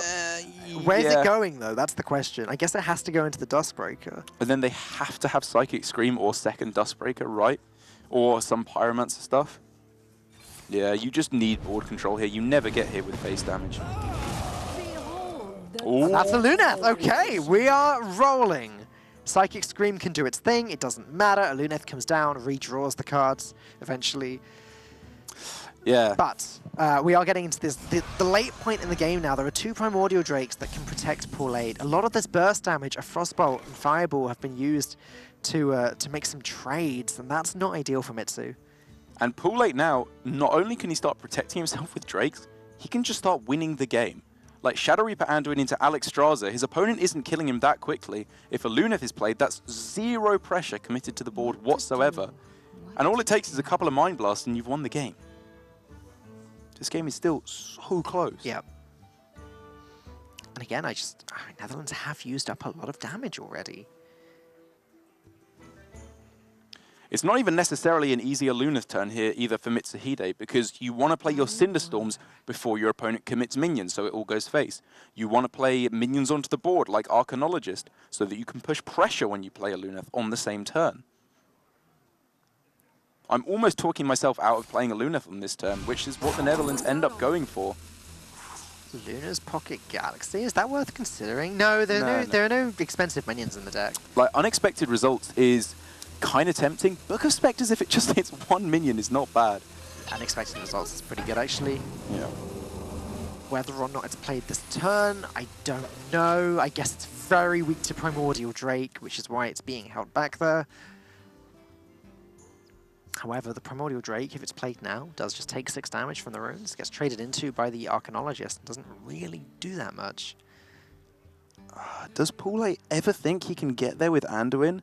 Your opponent just didn't play a Luneth, which probably means they don't have a Luneth. I guess with no Mind Blast in hand, no Holy Fire, or any of that nonsense, you're kind of so unlikely to get there with damage, and you really don't want to give up the heal every turn. Whoa!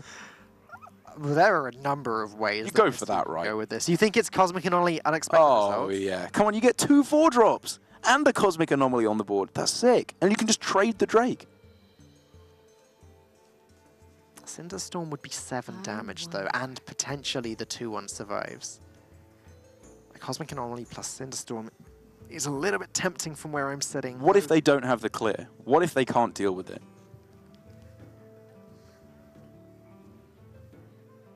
If you don't, like, it's possible that Netherlands think they don't really have to go for board here again. They can just push damage face and that'll be enough to close out the game. I don't believe, even trying to ignore cast division, that that would be the case.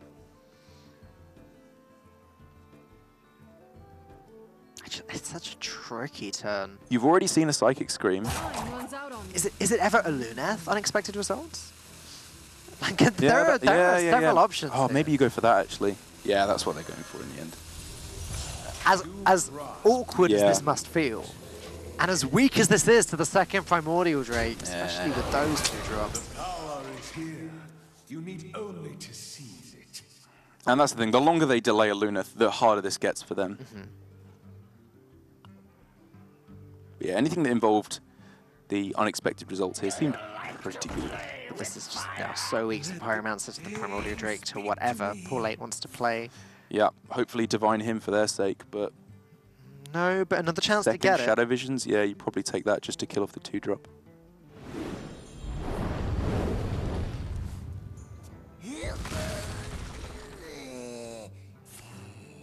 It's not perfect. You would much rather have had a divine him there, but you will take what you can get in this matchup.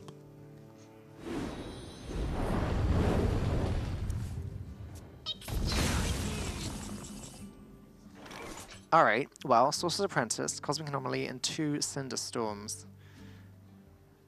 Not quite enough mana to play all of those cards together, but it's shaping into quite a damaging hand.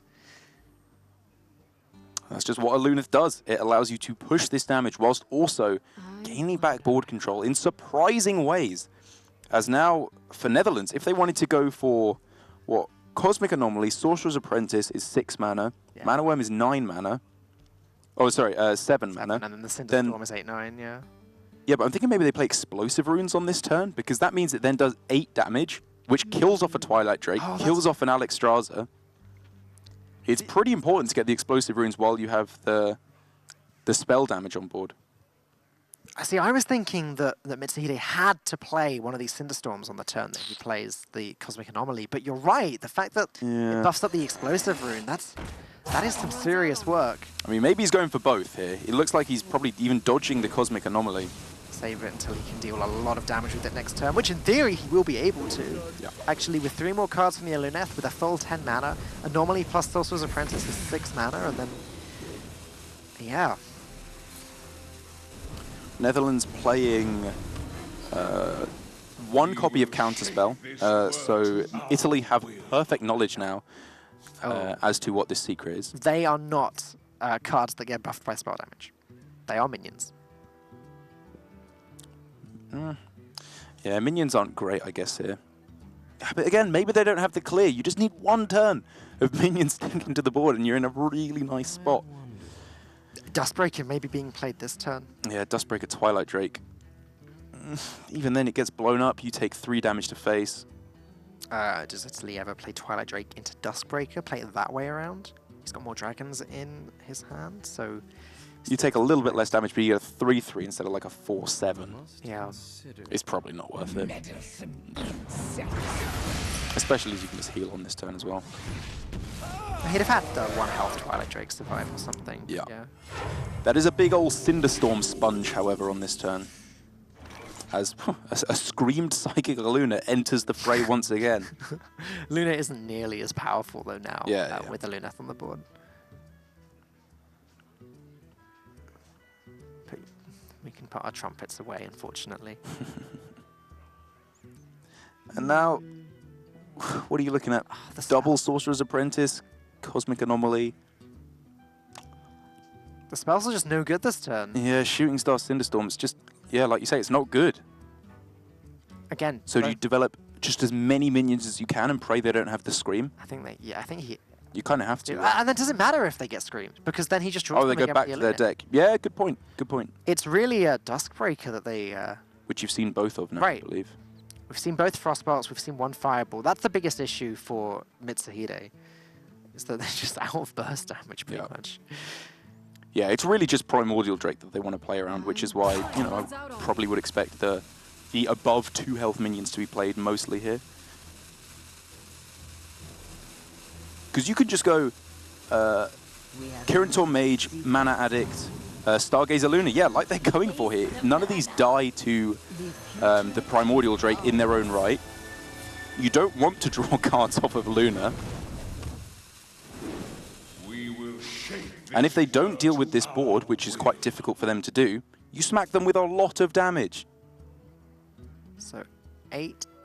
It costs 8 mana to play both Sorcerer's Apprentice and Cosmic Anomaly, so it's still not a great damaging turn there. Like, we're talking 1 Fireball and 1 Shooting Star can be squeezed in, that's all.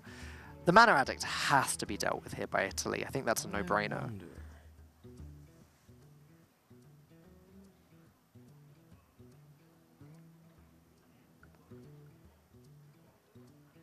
So then, what? Just Primordial Drake? No other play is looking good, right? I wonder. You can't. Well, you could get Psychic Scream off Visions. I guess that's your only other play, right? At which point, like you said, they develop onto the board again, and they draw those minions again. That's not a long-term solution. It isn't. It's crunch time, though. Italy have to make the decision now. He's going to go with Primordial Drake. And again, I guess trade into the Mana Addict. Yeah, you have to. You absolutely. Otherwise, it just single-handedly wins the game so often. But that leaves some serious damage on the board for Mitsuhide. There's a glyph in hand. All right. Yeah, you just pop off here. See what's in the glyph. Polymorph, Pyroblast, Fireball, Cinderstorm, Frostbolt. None of those, though. No. None of those. I guess Arcane Intellect's workable. No. You don't want to spend the mana on drawing. You already have one this Well, time. there's no mana cost. It costs 0 from the glyph. Ah, no Deck of Wonders. I guess this is best, right? Because you can then, freeze the whole this board is from the fine. opponent. This is pretty good, actually. Behold the Ooh, another Shooting Star as well means you can push for how much damage on this turn? 6, 8. That's 14 damage. Yeah, see what else gets drawn. I'm not sure what's left in the deck. Another Arcane Intellect. You're going to start dying to fatigue really, really soon. But then again, the only clear for Italy is that Psychic Scream. I think the last card may be a second Mana Worm. I don't recall seeing both of them. Yeah, Cinderstorm now means Fireball next turn will be lethal. And now what is there? Even if you go Psychic Scream, there's no healing. You got no Omega Medic left. I think that's just it. That's Alex Strasler. It's just not good enough.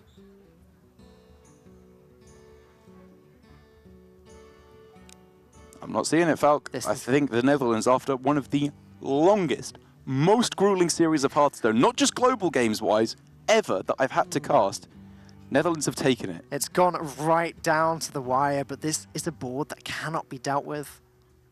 It's just not possible to deal with this board and heal at the same time. Yeah. Italy are just trying to work out if there's some way. Is there something we can do with Glyph? Does Anduin do anything? No, Paul 8. Anduin doesn't do anything. But when you're right on the brink of going up 3-1, you really, really want to be fighting down right to the bitter end, because who knows, maybe you're all missing something and there is some way you can pull this back. Maybe you forgot about the fact that they haven't used Fireball. Yeah. Just going to end their turn, obviously admitting. Well played, says Paul 8, and Netherlands takes it. Congratulations, Mitsuhide, and to the whole team. They are now 3-1 in the Hearthstone Global Games Swiss, and I'm happy to say that my caster pick won this week. Oh, brilliant. And was there any other inevitable outcome where you would have been saying that as well? My caster pick also lost this week. Right. Let's take a look at the series that we just watched one last time. It was a long one, but this was the general shape of it. Netherlands taking it in the end with Tice, Tyler, and Mitsuhide taking their respective games. But wow, they did lose the incredibly long, grueling Warrior Mirror in the middle, but kept their spirits up. Italy, though, just bringing back our memories to the very first game, Turner got very angry when he had the guaranteed 2-turn lethal setup with the big stealth wolves and cubes and Tundra Rhino. But they managed to cool it down, won the next 2 games, but slipped after that. They're still fine. They're 2-2 in the Swiss. They're still in a good position. They are. And that was a pretty sad game for Turner to lose right at the end there. It was a very cool setup that he had gone for, indeed. But like we said, one of the craziest series of Hearthstone I've seen in a long while. And very well played by the Netherlands. Even in that hour-long game in the middle with the Odd Warrior, there wasn't really anything they could do right. Like, they decided to draw a card on turn 1, which is something we were saying you should never do. it would not have made a difference. They would have lost in fatigue either way. Yep. They would have just ended up with one less card throughout the game. Maybe if they couldn't have had a Darius Crowley to answer their opponent's Darius Crowley, the game would have just ended on like turn 7. But I believe now we are going to be going to an interview with our victors here. Yeah, let's have a chat with Tyler from Team Netherlands. Tyler, congratulations for winning that mammoth Hearthstone series. What is going through your team's heads at the moment? Yeah, that was crazy. After we lost the Warrior Mirror, which we knew we would lose because our list was just super in favor, it got a little bit scary because Hunter versus Oddrogue is not that great. But then once we got the Mage into the Priest was built really, really greedy. It had like mind control, Geist, and a lot of greedy cards. So once we got into the last match, we were feeling pretty confident. So yeah. I'd love to pick your brains a little bit more. If we can just revisit that Warrior Mirror one last time. What outs were you looking for in that game? So at the end, we were just hoping to high roll the better mechs. So like at turn 1, we already decided we're gonna hard mulligan for Dr. Boom. Even if we draw a bit, we would like to get coin Dr. Boom, and then they would miss their Dr. Boom for a while, and then pressure them somehow, because they played Elise and they played the Direhorn. So that's 3 cards that were already deeper into fatigue. So we didn't think we would ever win in fatigue if they played it correctly. So we just assumed they would play the matchup correctly, and then we never win in fatigue. So we had to go for the high roll with Dr. Boom and then pressure them with mechs. And in the end, our plan was to just dump all our cards and then somehow Azalina their Elise and then somehow win. But then our Azalina was last card, I believe. It was, yeah. So that didn't work out either. And then, yeah, like the last few turns we knew we lost, but we just played it out. And I wanted to ask with your team, again, as I asked the last team we were interviewing, with respect to communication, it felt to me like there were quite a few turns there that were pretty difficult to actually decide what to do, especially in the last game when a Luneth had been played, you had a whole bunch of cards in hand, so many different options. Are there any roles that you delegate to specific players, or is it just whoever's in charge gets to make the final decision? How do you do it?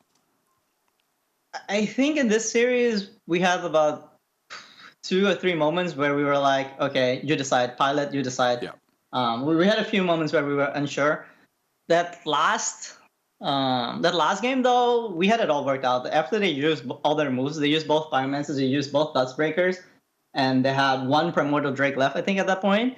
At that point, it was pretty easy to recognize that we just needed to make a board of minions, and then they would be forced to scream, then we would just replay all our minions. And they would basically never be able to deal with all the minions because they already used 2 Dustbreakers. So, yeah. I think after they used all the remove, it was pretty easy. Now, Tyler, I had quite a long chat with Theo on Monday for the community show about the team and everything and how you guys are feeling. But as an individual, how do you feel about what the expansion has done to the Hearthstone Global Games? Oh, I think it's super fun. For now, there's still a bit lack of new decks because everyone just, I guess, wants to play it safe also, so just play the decks that are known to be good. But I think over time, people will discover new decks. I think it just needs to take some time. For now, I think everyone is just playing it a bit safe, just playing some of the old decks with new cards. And I mean, there are some new decks like the Odd Warriors, kind of new, right, with Dr. Boom and everything. But I think it just takes some time for new decks to appear. Well, because everyone wants to win, right? Everyone wants to win. Of course, that is the most important thing. Congratulations one more time. You're now 3-1 in the Swiss. In theory, that's 1 win away from going through to the next phase of the tournament. Go and enjoy your victory. We'll catch you again next week.